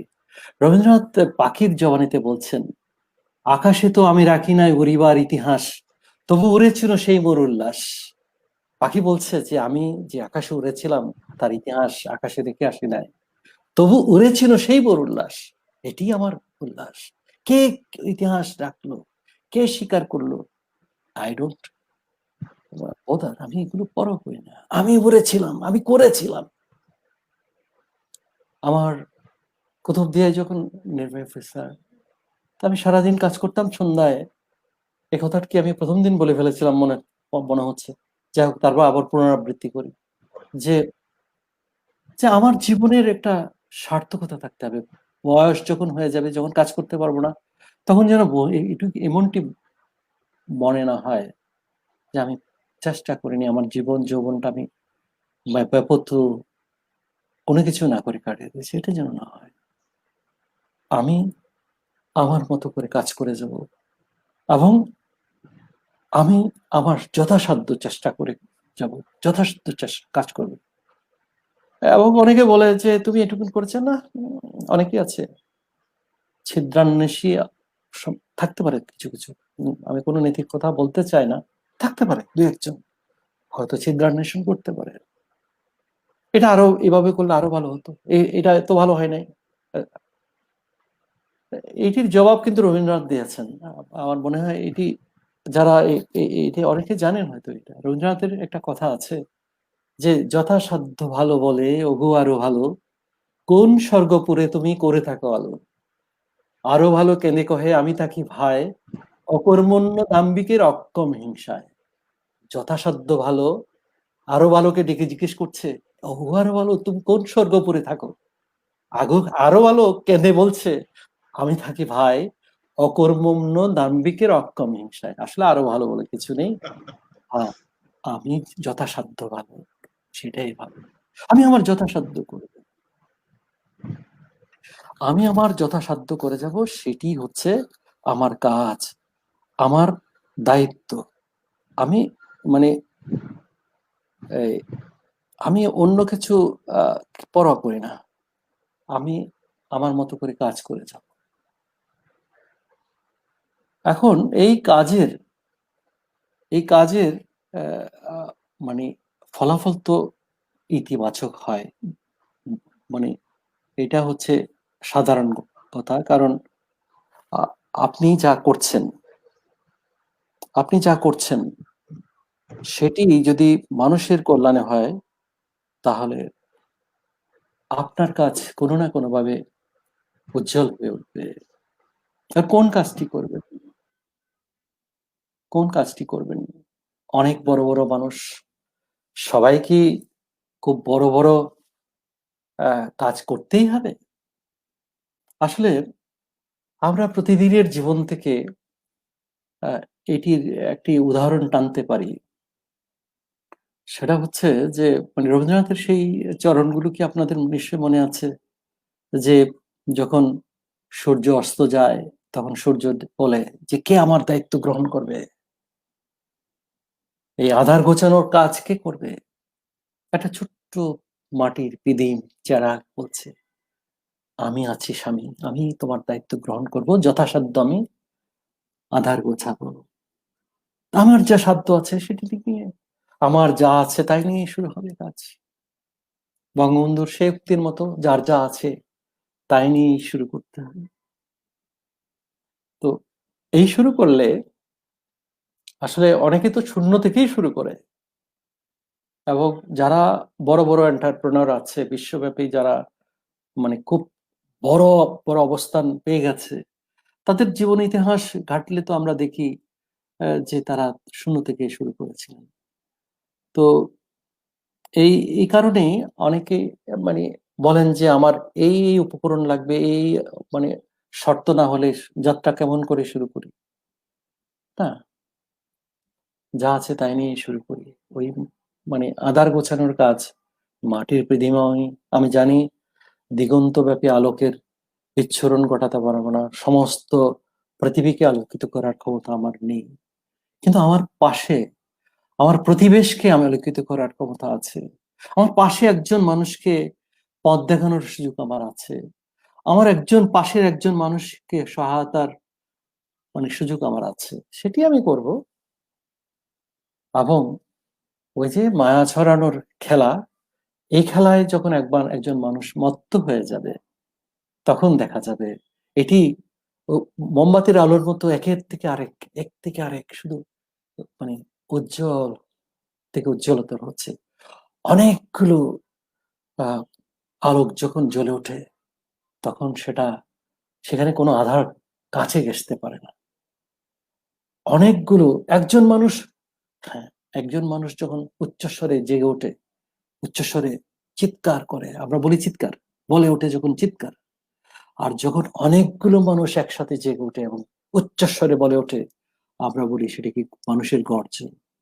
এবং একটি গর্জন অনেক ঘুমন্ত মানুষকে জাগিয়ে দিতে পারে। তো সুতরাং আমরা শুরু করতে পারি যা হাতের কাছে যা আছে, আমার যা আছে তা নিয়ে। তো আমাদের প্রাত্যহিক জীবনে আমরা অনেক ছোট ছোট বিষয়কে উপেক্ষা করি। উপেক্ষা বলতে এই যে, আচ্ছা আমার মনে হয় অন্য কেউ দেখবে, আমি একটু আমার কাজ আছে, আমার অন্য ব্যস্ততা আছে, আমি আর কাউকে দিয়ে দায়িত্ব সমর্পণ করে যাব, সেটিও অনেক সময় করি না। কিন্তু একজন বিবেকবান মানুষ, একজন চক্ষুষ্মান মানুষ সামনে একজন মানে দুস্থ মানুষকে রেখে তার বিধি বন্দোবস্ত না করে স্থান ত্যাগ করতে পারেন না। তাই আমার মনে হয় যে আমাদের সকল কাজের মাঝে যেন প্রতিদিন প্রকাশ পায় আমি একজন দায়িত্বশীল মানুষ, আমি একজন সংবেদনশীল মানুষ।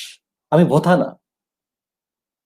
ভোথা মানুষ যারা আছে তাদেরকে কষ্ট করেও জাগানো যায় না। আমি ভোথা না, আমি অত্যন্ত সূক্ষ্ম চেতনার অধিকারী, আমি সূক্ষ্ম অনুভূতির অধিকারী। এবং সেই সূক্ষ্ম অনুভূতির কারণে আমি আমার ইশারাতে আমি আলোড়িত হই, আমার উদ্দীপনা তৈরি হয় সামান্য ইশারায়। সামান্য কষ্ট আমার মধ্যে কষ্টের সৃষ্টি করে, আমি তেমনটি সংবেদনশীল। আপনি যখন কাজ করা শুরু করবেন, প্রতিদিনের সাফল্যের যদি তালিকা করেন, দেখবেন মাস শেষে একটা বিশাল দাঁশ একটা মানে খাতা ভরে গেছে এই তালিকায়। ছোট ছোট ভালো ভালো কাজগুলো যদি আপনি তালিকা করতে থাকেন, দেখবেন অনেক বড় একটা তালিকা তৈরি হয়ে গেছে।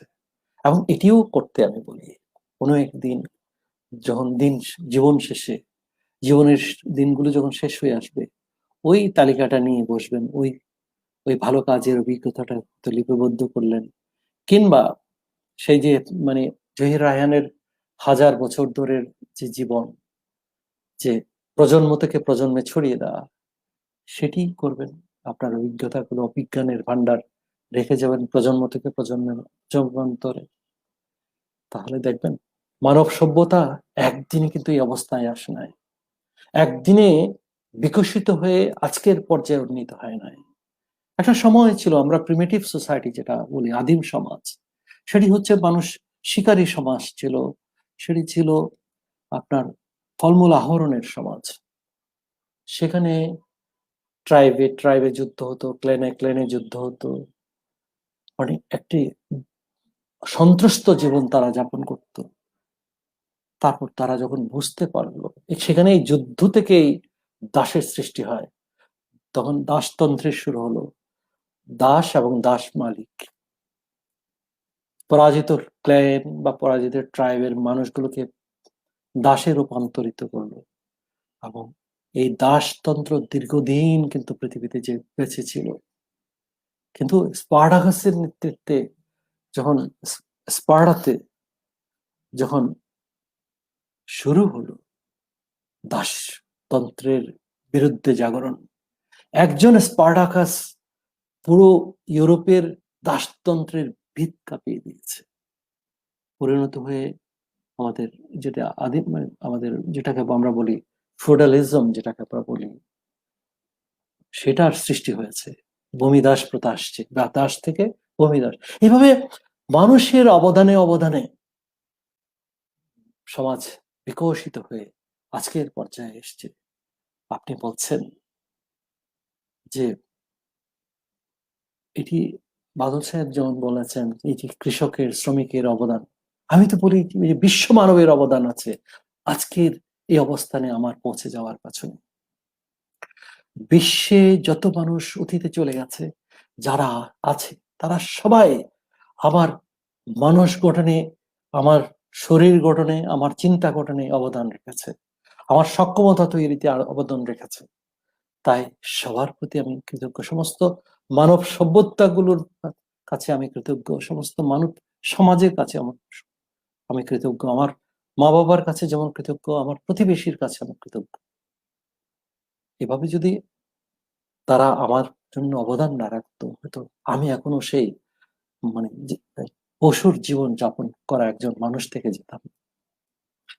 তাই আমার মনে হয় আমরা আমাদের এই অবদানকে স্বীকার করে ওই পে ইট ফরওয়ার্ড, যে অবদান আমার জন্য রেখেছেন, আমরা এটা আবার আমার পেমেন্টটা আমি করে যাব।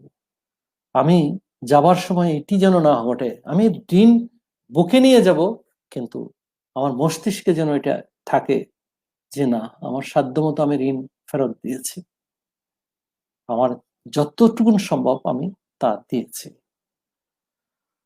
তো আমার মনে হয় ইতিমধ্যে প্রায় ১.৫ ঘন্টা অতিক্রম করেছে। যারা মডারেটর তারা যদি মনে করে এটা অব্যাহত রাখার, তাহলে আমি অব্যাহত রাখবো। না হয় আমার মনে হয় অভিজ্ঞতা আরো কিছু বলতে পারি। ওবায়দুল্লাহ, আপনি কি আছেন লাইনে?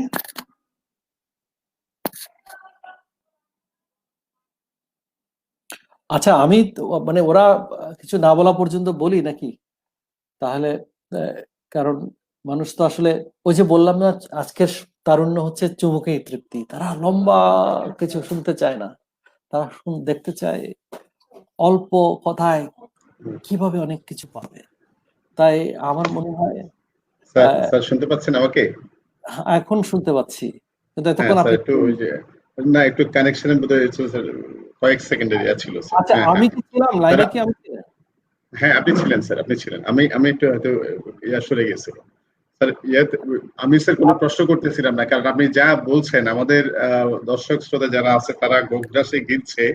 আপনার যদি স্যার সময় সুযোগ হয়, আপনি তাদের এই ভালোবাসা, রেসপেক্ট এটা পড়তে পারবেন। আমাদের কমেন্ট গুলো যদি আপনার সময় সুযোগ হয়, তাহলে ওরা হাউ মাচ তারা কিভাবে এনজয় করেছে বিষয়টাকে আচ্ছা, সম্পর্কে জানতে পারি। আমার মানে ওই ভালো কথা, কিন্তু সারার জন্য প্রশ্ন, কিছু কিছু প্রশ্ন থাকলে করাটা ভালো, তাহলে স্যার সেশনটা ইন্টারেক্টিভ হবে। আচ্ছা, স্যার যেটি হ্যাঁ, আমি আমি খুব মানে পরম সৌভাগ্যবান একজন ব্যক্তি। সৌভাগ্যবান এই কারণে যে, আমার তরুণ বন্ধুদের বলছি যে আমি সৌভাগ্যবান এই কারণে, আসলে স্রষ্টা আমাকে এই মানে এমন ভাগ্য দিয়েছেন, জীবনের নানা পর্বে, জীবনের পথ বিপথে হাঁটতে গিয়ে আমি অনেক ভালোবাসার মানে সংস্পর্শে এসেছি। আমরা উত্তরবঙ্গে প্রথম বৃদ্ধাশ্রমটি করেছিলাম বৃদ্ধদের জন্য। বৃদ্ধদের জন্য যখন এই আশ্রমটি করি, তখন আমাদের মানে ছিল যে যারা নিগৃহীত হয় পরিবারে, যেমন বয়োজ্যেষ্ঠ, তাদেরকে এখানে আশ্রয় দেয়, মানে তারা যেন এখানে ঢোকে, থাকে। আমি যতদিন ছিলাম তারা ততদিন বলেছিল যে আমরা রাজার হালে আছি।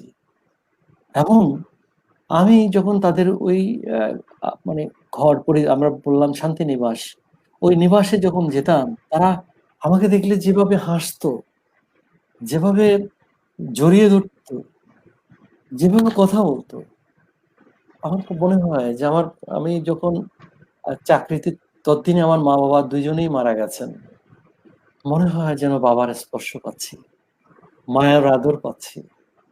দেখেন, একটা মা, একটা বাবা একটা সময়ে পৃথিবী থেকে তিরোধান করেন, কিন্তু আপনি যখন অন্যের কাছে বাবার স্নেহ পাবেন, অন্যের কাছে যখন মায়ের স্নেহ পাবেন, বলেন মায়ের স্নেহের তুলনা কি কোনো কিছু দিয়ে হয়? কিন্তু সেই ধরনের একটু স্নেহ যখন আপনার চোখের সামনে চলে আসে, তখন আপনাকে কেমন লাগে? ভিতর থেকে কত ভালো লাগা তৈরি হয়। হ্যাঁ, মানে আনন্দ তখন মানে এত বেশি আসে, মাঝে মাঝে মানে চোখে প্লাবন নিয়ে আসে, এত আনন্দের আতিশয্য তৈরি হয়। তাই আমি বলি যে মানে আমাদেরকে মাঝে মাঝে সেই আনন্দের তো অন্বেষণ করতে হবে। প্রস্তুতির বিষয়ে আমার মনে হয় আরেকটু বলা দরকার, সেটি হচ্ছে আমাদের যে সময়, সে সময়ে আসলে প্রতিযোগীর সংখ্যা অনেক কম ছিল। আজকে প্রায় 4 লক্ষের অধিক এখন বিসিএস এর প্রতিযোগিতা, কিন্তু তারপরে তো আমাদেরকে প্রতিযোগিতা করতে হয়েছে। এবং প্রতিযোগিতা করতে হওয়ার মধ্যে আমার কাছে যেটা মনে হয় যে স্বকীয়তা তৈরি করাটা বোধহয় একজন পরীক্ষার্থীর জন্য খুব জরুরি একটা বিষয়। আমার সাথে একমত হবেন বা আমি যা বলতে চাই একবারে সর্বাংশে শতভাগ সঠিক এমনটি মনে করার প্রয়োজন নাই। আমার দৃষ্টিতে যেটা মনে হয়, আমি যখন পরীক্ষার খাতায় আমার উত্তরটি দেব, সেখানে আমার একটা স্বকীয়তা আমি রেখে আসবো। প্রতিটি মানে প্রশ্নের জবাবে আমি আমার স্বকীয়তাটা প্রদর্শন না করব, যাতে করে আমার উত্তরটা একটু অন্যরকম হয়, অনন্য হয়ে ওঠে। আমি নাম উচ্চারণ না করে আমার একজন বন্ধুর কথা বলছি। আমরা একটা পরীক্ষা দিয়েছিলাম যখন বিশেষ পরীক্ষার একটা পরীক্ষা ছিল শাসনতন্ত্র, তখন স্পেশাল একটা পরীক্ষা, তখন সাবজেক্টে পরীক্ষা দিতে হতো। তো মানে শাসনতন্ত্রের উপরে পেপারটা পরীক্ষা দিতে গিয়ে আমি দেখলাম আমি যে প্রশ্নটা লিখেছি, আমার বন্ধু যে প্রশ্নটা লিখেছে, আমার কাছে কেন যেন এখন একটু আত্মপ্রচারের মতো হয়ে যাচ্ছে। তারপরে বলি যে মনে হলো যে না, আমার এই বন্ধু যদি নমিনেশন পায় আমিও পাবো। এই বিশ্বাসটা আমার ওই মানে তার রচনাটা, আমরা খাতা জমা দিতে যাওয়ার সময় আমাকে জিজ্ঞেস করলো, মানে আমার একটু কনিষ্ঠ বন্ধু, বললো জামাল ভাই এটা লিখেছেন? আমি বললাম হ্যাঁ লিখেছি। আমি বললাম তুমি লিখেছো? বললো যে লিখেছি। দেখি তুমি কি লিখছো একটু। আমরা খাতা জমা দিতে যাচ্ছি উঠে টিচারের কাছে, দেখলাম ও যা লিখলো, আমার কাছে মনে হলো যে না, ও যদি নমিনেশন পায় আমিও পাবো। মানে আমি যদি বলি যে প্রতিটি বিষয়ে যখন আমরা চর্চা করব, তখন এটি যেন আমরা মাথায় রাখি, আমার প্রশ্নটা হবে অনন্য একটি প্রশ্নের জবাব, আমার জবাবটা হবে অনন্য জবাব। এবং এটা ভাইভাতেও আমি দেখেছি, আমি একটু অন্যরকম ভাবে কথা বলেছি। কথা বলতে মানে যখন আমাকে প্রশ্ন করা হয়েছিল ভাইভাতে, বাংলাদেশের প্রধান সমস্যা কি, তখন বাংলাদেশে 30 লক্ষ টন খাদ্যের ঘাটতি ছিল। আমি বললাম খাদ্য ঘাটতি, খাদ্য সমস্যা। আমি বললাম খাদ্য সমস্যা। তিনি একটু তখন কিন্তু বাংলাদেশে মানে পপুলারলি যেটা বলা হচ্ছিল, সেটা হচ্ছে জনসংখ্যা সমস্যা হচ্ছে বাংলাদেশের প্রধান সমস্যা। উনি বললেন যে অনেকে কেন খাদ্য সমস্যা কেন, অনেকে তো বলে যে জনসংখ্যা সমস্যা প্রধান সমস্যা।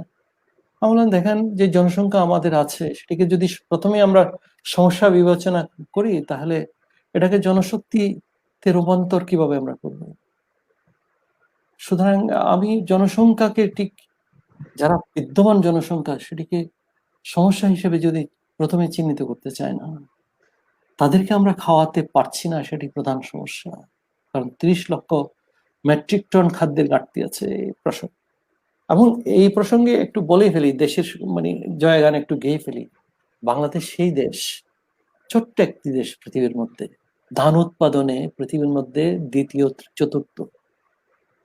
বাংলাদেশ তেমন একটি দেশ, মাছ উৎপাদনে পৃথিবীতে দ্বিতীয়। বাংলাদেশ তেমন একটি দেশ, সবজি উৎপাদনে পৃথিবীতে দ্বিতীয়। একটি ছোট্ট দেশ, মানে 47,000 বর্গ কিলোমিটার মাইল, আর 1,47,000 বোধহয় 55,000 বর্গ মাইল। তাহলে এই ছোট্ট একটা দেশ, এর মধ্যে 17 কোটি মানুষ ঠাসাঠাসি করে বাস করছি। সেই দেশটি বিশ্বের 1 থেকে 4-5 মানে স্থান অবস্থান নেয়, বা গার্মেন্টস উৎপাদনে পৃথিবীতে দ্বিতীয়। কোন শক্তিতে এটি সম্ভব হচ্ছে? এই তারুণ্যের শক্তি। যারা বলে যে আমি অজয়কে জয় করব, যারা বলে আমি থেমে থাকার মানুষ না, আমি অর্জন করার মানুষ, আমি এগিয়ে যাওয়ার মানুষ, তাদের দ্বারা সম্ভব হয়। তো যে প্রসঙ্গে বলছিলাম যে আসলে আমাদের যে অর্জনগুলো, যদি আমাদের অর্জনগুলোকে যদি আমরা মানে নিজের চোখে দেখতে চাই, তাহলে আমাদের কর্ম করে যেতে হবে। তো আমার মনে হয় এখন যদি কোনো প্রশ্ন থাকে, আমি কি কোনো প্রশ্ন কি ওবায়দুল্লাহ? স্যার প্রশ্ন তো অনেক আছে এখন স্যার, আমার তো মনে হচ্ছে প্রশ্নগুলো নিয়ে আলাদা একটা সেশন করলে ভালো হবে স্যার। প্রশ্ন অনেক, এমনি আমি জাস্ট স্যার মানে দুই একটা প্রশ্ন আমাকে ইনবক্সও কয়েকজন করেছেন, যদি আপনার সময় সুযোগ হয় দুই একটা ছোট উদাহরণ আপনার স্যার শুনলে ভালো লাগবে, আমাদের নিজেদেরও ভালো লাগতেছে। একজন লিখেছেন, মণি চক্রবর্তী নামের একজন লিখেছেন, তিনি 102 ডিগ্রি জ্বর নিয়েই এই আলোচনাটা শুনছেন এবং সে কোনোভাবেই আলোচনা থেকে সরতে পারতেছে না, এবং মানে সে খুবই খুবই খুশি। আরেকজন বলেছে, আমার মোবাইলের চার্জ চলে গেছে, আর মাত্র 8% চার্জ আছে, আমি চার্জ দিতে পারতেছি না, কারণ চার্জ দিতে গেলে আমি স্যারের কথাগুলো মিস করব। তো এগুলো মানে এটা তো স্যার একটা অসাধারণ একটা অনুভূতি স্যার। এই অনুভূতির জন্য, এই প্রকাশের জন্য ধন্যবাদ, কৃতজ্ঞতা। আসলে আমি অকৃতি অদম, তাই বলে তবু কম করে কিছু দাওনি। মানে এটা স্রষ্টার প্রতি আমার কৃতজ্ঞতা জানাতে হয়। আসলে আমি বললাম না সেই ধরনের, ওই যে আমি খুব মানে বাদল সৈয়দ, আমি আমার প্রিয় ভাই দাউদ, বাদল সৈয়দের কথা আমার খুব পছন্দ হয়, আমি খুব শুনি। তার কথার মধ্যে যে এক চুমুকি তৃপ্তির ভাবটা আছে। মানে যা হোক, তারা শুনছে দয়া করে, বা তারা ধৈর্য দিয়ে শুনছে, এটার জন্য তাদের প্রতি কৃতজ্ঞতা। ধন্যবাদ স্যার। মানে আমার যে প্রশ্নগুলো আছে আমি স্যার এগুলো না খুলে আমি স্যার আপনাকে আরেকটা প্রোগ্রামে, আশা করি নেক্সট আপকামিং সেশন গুলোতে আপনার সময় সুযোগ থাকলে আমরা আপনাকে পাবো, এটা আশাবাদ রাখি। আর একজন ভদ্রলোক আমাদেরকে আজকে আপনি থাকবেন শুনে একাধিকবার একটা প্রশ্ন করেছে, সম্ভবত তিনি সিভিল সার্ভিসে থাকতে পারেন, এরকম হতে পারে, আপনি থাকবেন শুনে। সেটা হচ্ছে, যদি বস কোনো মৌখিক আদেশ করেন যেটা তার কাছে মনে হচ্ছে এটা আনএথিক্যাল অথবা ন্যায়সঙ্গত নয়, সেক্ষেত্রে তার করণীয় কি হবে? সে ডিসিশন মেকিং এ তার করণীয় গুলো কি, সেই বিষয়ে স্যার আপনার কাছ থেকে সে একটু পরামর্শ চেয়েছিল। না, এখন এথিক্স এর ডেফিনিশন তো মানে একটা নির্দিষ্ট স্কেলে হয়। এথিক্স তো মানে মাপকাঠি নির্ভর, অর্থাৎ কোন মাপকাঠিতে এথিক্সকে এথিক্যাল আনএথিক্যাল গণ্য করা হচ্ছে সেটি একটি বিষয় বটে। তবে আমি যেটি বলবো যে প্রকট অনৈতিক যদি কোনো ঘটনা থাকে, তাহলে সেক্ষেত্রে কিন্তু একজন অফিসার তার অবস্থান মানে জানাতে পারেন না। কিন্তু মানে শৃঙ্খলার যে মানে জীবন, সেখানে অনেক সময় দেখা যায় যে অনেক কিছু আমাদের হয়তো বোধের সীমাবদ্ধতার জন্য, বা পরিপক্কতার ঘাটতির জন্য, কিংবা অভিজ্ঞতার ঘাটতির জন্য অনেক সময় অনেক কিছু আমরা বুঝে উঠতে পারি না। যদি বস যখন বলেন, তখন মনে হয় যেন আমি যেমন কদিন আগে আমি চলে আসার পরে, আমি আমার সাবেক দপ্তর থেকে চলে আসার পরে আমার একজন কনিষ্ঠ সহকর্মী আমাকে একটা কথা বলে গেছেন, মানে বললেন যে আপনি একদিন আমাদেরকে বলেছিলেন যে অনেক কিছু তোমাদের মনে হবে, বোধহয় এটা অযৌক্তিক, কিন্তু সময়ের পরিসরে তোমরা উপলব্ধি করবে এটা সঠিক। আমি এরকম কথা নাকি তাদেরকে বলেছিলাম। আমি চলে আসার পরে মানে এটা যদি আমি ওখানে থাকা অবস্থায় বলতো, আমি মাঝে মাঝে এটাকে স্তুতি হিসাবে হয়তো নিতে পারতাম, কিন্তু আমি চলে আসছি, আসার পরে যখন বলছে আমার মনে হয় সেটি সেই বিষয়টা তাকে স্পর্শ করেছে। বলেছে, স্যার আমরা দেখেছি অনেক বিষয় আপনি হয়তো ব্যাখ্যা করে বলেন নাই। প্রাথমিকভাবে আমাদের মনের মধ্যে এক ধরনের অস্বস্তি ছিল যে এই কাজটি যথার্থ হচ্ছে কিনা, কিন্তু পর দেখা গেছে যে আপনি সঠিক কথা বলেছেন। তো এই জন্য আমি বলছি যে আসলে সিদ্ধান্ত হয় স্থান কাল পাত্র নিয়ে। আর যারা লোক প্রশাসনের ছাত্র তারা জানেন সিদ্ধান্ত প্রণয়ন করতে হবে মানে সিচুয়েশনের নিরিখে। এই জন্য মানে সিদ্ধান্ত হচ্ছে সিচুয়েশনাল। এখন সেই মানে কোনো একটা মানে নির্দিষ্ট করে এই কথা বলা যাবে না। আপনার তৃতীয় নয়নকে আপনি ব্যবহার করবেন, আপনার অন্তর্দৃষ্টিকে আপনি ব্যবহার করবেন। সবসময় দৃষ্টি দিয়ে ব্যবহার করে এটা জবাব পাবেন না। যদি আপনি মনে করেন যে এতে জাতির দেশের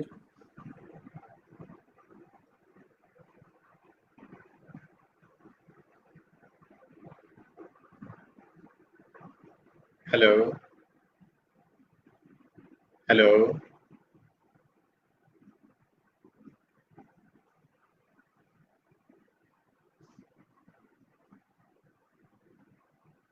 হ্যালো।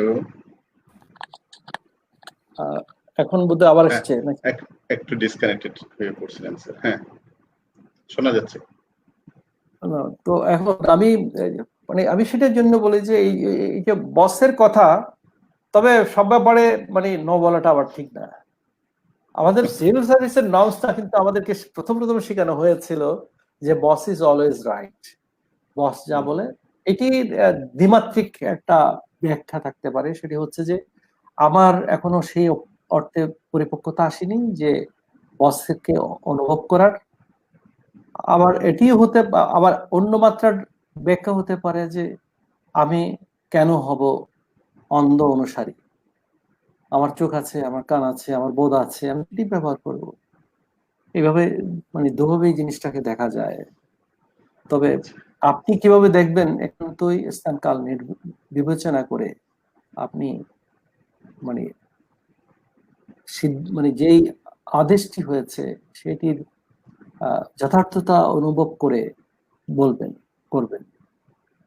তবে আমার মনে হয় আপনার সকল কর্মকর্তারই অধিকার আছে বসের কাছে ভিন্নমতটা প্রকাশ করার, এবং আমাদের সিভিল সার্ভিসের এই ভিন্নমত প্রকাশের একটা মানে বৈশিষ্ট্য আছে, কিছু বৈশিষ্ট্য আছে, কিছু একটা ধরন আছে।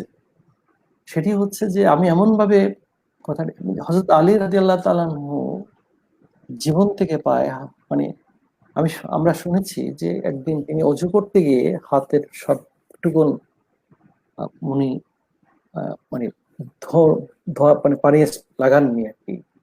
পাশে তার সন্তানরা ছিলেন, তারা বললেন, আব্বাজি আপনার অজু করতে গেলে বোধহয় এভাবে করতে হয় না, মানে দেখায় দিলেন। তো এই ধরনের ক্ষেত্রে সিভিল সার্ভিসের কিছু নর্মস আছে, সেটা হচ্ছে যে আমি যা পরিবেশন করব সেটা অবশ্যই মাধুর্যমণ্ডিত হবে, সেটা অবশ্যই শ্রুতি মধুর হবে, এবং অবশ্যই অন্যজনকে, বসটা কিন্তু মানে বিশেষ করে কনিষ্ঠ জনের কাছে একেবারে অপদস্থ হতে পছন্দ করবে না। তাকে যদি সেভাবে বলা যায়, আমার মনে হয় আমার জীবনে অনেকবার ঘটেছে, আমি একটু অন্যভাবে বলার চেষ্টা করেছি, দেখাচ্ছে যে সেটা গৃহীত হয়েছে, গ্রহণযোগ্য হয়ে গেছে। মানে সবসময় আমি বলেছি তা বলবো না, আমাকে আমি অনেক সময় বলেছি এবং অনেক সময় কাজে দিয়েছে, অনেক সময় বলেও কাজ হয়নি, সেটিও উল্লেখ করার মতো।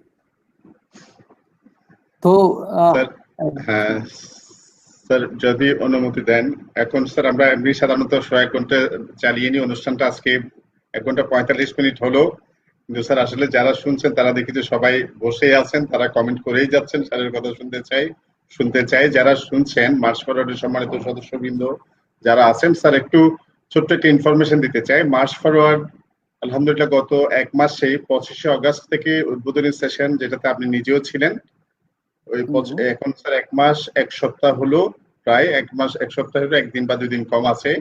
এই সময়ের মধ্যে স্যার আমাদের পেজ এবং গ্রুপে মিলে প্রায় 70,000 প্লাস সদস্যের একটা পরিবার মার্চ ফরওয়ার্ড পেজ এবং গ্রুপে মিলে। এবং এটা হ্যাঁ, এটা হচ্ছে সময়ের সবচেয়ে মোস্ট এঙ্গেজিং একটা প্ল্যাটফর্ম বলা যায় তরুণ সমাজের জন্য। আপনার জ্ঞাতার্থে জানাচ্ছি। আর আমাদের আজকের সেশনটা স্যার আমাদের ছেলেমেয়েরা, আমাদের ইয়াং জেনারেশন, যাদেরকে আপনি টার্গেট করে কথাগুলো বলছেন এবং জীবন হতে আহরিত বচন যেগুলো আপনি দিয়েছেন, আমার মনে হয় তারা খুবই মনোযোগ দিয়ে এটা শুনেছেন। আমরা স্যার নেক্সট আশা করি মান্থলি আপনাকে একবার পাবো। আপনি স্যার আজকে সরকারি কাজের, সরকারের বাইরে গিয়ে কাজ সম্পর্কে অনেক বেশি আলোকপাত করেছেন সরকারি কাজের পাশাপাশি। আরেকদিন স্যার একেবারে আমাদের কিছু সেট প্রশ্ন আছে স্যার আপনার কাছ থেকে শোনার জন্য। আমি বিশাল একটা প্রশ্নের একটা ফর্দ বানিয়ে নিয়েছি, যাদের কাছ থেকে বিভিন্ন প্রশ্ন পেয়েছি। আশা করি নিকট ভবিষ্যতে আপনাকে আরেকদিন আমরা পাবো কন্টিনিউয়াস প্রসেসে। আশা পাবো তো স্যার ইনশাল্লাহ, আশা করি। ইনশাল্লাহ। হয়তো মানে আমি তো বলেছি যে মানে ওই ওই তরিতে আমারটাই হলে আমারই আনন্দ হবে। আমি তো পেজটা যখন আসছে, আমি ওই আজকে পেজে ওখানে যে অন্তর্ভুক্তির জন্য কিন্তু আমি আবেদন করেছি, এটা পেন্ডিং আছে। স্যার আমাদের হয়তো চোখে পড়ে নাই এটা স্যার, আমরা সাথে সাথে এটা করে নেব, এটা আমাদের সৌভাগ্য। আপনি স্যার মানে যারা শুনছেন আমাদের ইয়াং বন্ধুরা একটু শুনেন, স্যার নিজেও এখানকার একজন সদস্য, স্যার অ্যাপিল করে রেখেছেন, খুব দ্রুত এটা হয়ে যাবে। আর সবাইকে জ্ঞাতার্থে বলতে চাই, স্যার আমাদের একজন সম্মানিত উপদেষ্টা, স্যার শুরুতেও ছিলেন, আছেন এবং ইনশাআল্লাহ ভবিষ্যতে আমরা পাবো। স্যারকে আরেকটু একটা বিষয় জানাতে, স্যার আপনার বিভিন্ন কর্মস্থলে এটা সম্পর্কে আমরা কোনো একদিন শুনবো, কোথায় কোথায় কাজ করেছেন, কোন কোন ভূমিকায় কাজ করেছেন। অনেকে আমাদেরকে ইনবক্স করেছেন, কমেন্টে জানিয়েছেন যে জায়গাগুলোতে আপনি বিভিন্ন পোস্টে কাজ করেছেন, সেখানকার লোকজন কি পরিমাণ কৃতজ্ঞ এবং ভালোবাসা জড়িয়ে আছে আপনার প্রতি, এটা শুনতে আমাদের ভালো লাগলো। আমাদের শ্রদ্ধেয় বাদল স্যার কালকে কথা বলছিলেন, আমরা যেমন সিভিল সার্ভেন্ট প্রত্যাশা করি, আমাদের শ্রদ্ধেয় এমডি জামাল উদ্দিন আহমেদ স্যার হচ্ছেন সেরকম একজন। তো এটা আমাদের জন্য একটা সৌভাগ্য। আচ্ছা মিস্টার ওবায়দুল্লাহ, আপনাকে একটু মানে একটু সংস্কার করি। সেটা হচ্ছে যে এমডি নয়, আসলে আসলে এটা মোহাম্মদের সংক্ষিপ্ত রূপ। কারণ মানে এবং এটার সম্পর্কে একটা মানে মজার ঘটনা না বলে পারছি না। সেটা হচ্ছে যখন আমি ক্লাস 9-এ উঠি, রেজিস্ট্রেশন করি, তখন আমাদের হুজুরের দায়িত্বে ছিল রেজিস্ট্রেশন ফর্ম ফিল আপ করা। তো মানে এখন উনি আমার নামটা লিখে দিলেন মোহাম্মদ জামাল উদ্দিন আহমেদ। রেজিস্ট্রেশন যখন হয়ে গেল, আমি দেখলাম যে আহমেদ দিলেই চলে বা মোহাম্মদ দিলেই চলে। স্যার আগে পরে দুইটা দিলেন কেন, মোহাম্মদ জামাল উদ্দিন আহমেদ? আমি হুজুরকে গিয়ে প্রশ্ন করলাম, হুজুর আপনি আমার নামের আগে পরে মোহাম্মদ আহমদ এই দুইটা দিলেন কেন? একটা দিলেই তো বোধহয় হতো। এখন হুজুর আমাকে জবাব দিলেন, দেখো তোকে আমি মোহাম্মদ আহমদের মাঝখানে রাখলাম যেন নড়াচড়া করতে না পারিস। আপনার হুজুরের চিন্তা খুবই সার্থক এবং সাফল্য পেয়েছে আমাদের মনে হয় স্যার আজকে আপনারা যারা আলোচনা শুনেছেন। এই জন্য এই নামের মোহাম্মদ এবং আহমদ দুটি আমি এখনো বহন করে যাচ্ছি হুজুরের প্রতি কৃতজ্ঞ থেকে, এবং বরাবরের মতো কখনোই এটাকে সংক্ষেপ করার কোনো ইচ্ছা আমার মধ্যে জাগরুক হয় নাই। আপনার হুজুরের প্রতি আমাদের শুভেচ্ছা থাকলো, তার জন্য আমাদের দোয়া থাকলো। তিনি ইহলোক ত্যাগ করেছেন, আল্লাহ তার বেহেশত নসিব করুন। আল্লাহ তাকে ভালো রাখুন। আপনার স্যার আজকে আপনাকে এখানে শুভেচ্ছা জানাচ্ছি। সম্মানিত মার্চ ফরওয়ার্ডের সদস্যবৃন্দ যারা আজকের প্রোগ্রাম শুনেছেন, আপনারা জানেন আমরা আমাদের নিয়মিত ক্লাস কার্যক্রমের পাশাপাশি আমরা কিছু মোটিভেশনাল সেশন প্লাস হচ্ছে যারা এক্সপেরিয়েন্সড এই লাইনগুলোতে, তাদেরকে আমরা নিয়ে এসে তাদের বক্তব্যগুলো আপনাদেরকে শোনানোর চেষ্টা করি। আশা করি আমাদের নেক্সট হচ্ছে সেশন একটা মোটিভেশনাল সেশন এবং উদ্যোক্তা সম্পর্কে বলবেন আগামী 7 অক্টোবর আমাদের আরেকজন সম্মানিত উপদেষ্টা তানভীর সারিয়া রিমন্ড স্যার। আমরা তার কাছ থেকেও শুনবো। ওই দিনও রাত 8:20 তার সাথে আমাদের একটা গুরুত্বপূর্ণ সেশন আছে। আর এই আশাবাদ থাকলো যে আমরা স্যারের কাছ থেকে, স্যার তো বলেছেন স্যার ইনশাআল্লাহ আমাদেরকে সময় দিবেন। আপনাদের সবাইকে শুভেচ্ছা জানাই, কৃতজ্ঞতা জানাই, বিশেষ করে কৃতজ্ঞতা জানাই আজকে সম্মানিত আলোচক, আমাদের সকলের খুবই শ্রদ্ধাভাজন প্রিয় ব্যক্তিত্ব মোহাম্মদ জামাল উদ্দিন আহমেদ স্যারকে। স্যার আপনার অনুমতি পেলে আজকের প্রোগ্রাম এখানে শেষ করতে চাই। আমি একটি শেষ কথা বলি আজকের জন্য, আজকের শেষ কথা সেটা হচ্ছে যে এখানে 70,000 অংশগ্রহণকারী আছে। 70,000-এর মধ্যে যদি 700 জন বাংলাদেশকে বদলে দেওয়ার দায়িত্ব গ্রহণ করে, আমি একদিন তৃপ্তি ভরে বলবো একদিন তাদের সাথে আমি সংযুক্ত হয়েছিলাম। আমি সেই প্রত্যাশায় থাকলাম। হ্যাঁ, স্যারের মতো আমরাও সেই দিনের প্রত্যাশায় থাকলাম। ধন্যবাদ এবং কৃতজ্ঞতা। হ্যাঁ, স্যারের মতো আমরাও প্রত্যাশায় থাকলাম। আপনাদের মধ্য থেকে বের হয়ে আসবেন সামনের আমাদের শ্রদ্ধেয় জামালউদ্দিন আহমেদ স্যারদের মতো ব্যক্তিরা, এবং যারা বাংলাদেশকে আরো বেশি সুন্দরের পথে, আরো বেশি আলোকায়নের পথে সকলে নিয়ে যাবেন, সেই সুন্দর প্রত্যাশা আমাদের থাকলো। স্যারের প্রতি আমাদের অশেষ কৃতজ্ঞতা এবং শ্রদ্ধা। স্যার আমাদেরকে সময় দিয়েছেন, তো স্যারের প্রতি আমাদের রেসপেক্ট এবং ভালোবাসা জানিয়ে আমরা আজকের সেশন শেষ করতে চাই। ধন্যবাদ। আসসালামু আলাইকুম। ওয়ালাইকুম সালাম। ধন্যবাদ সবাই।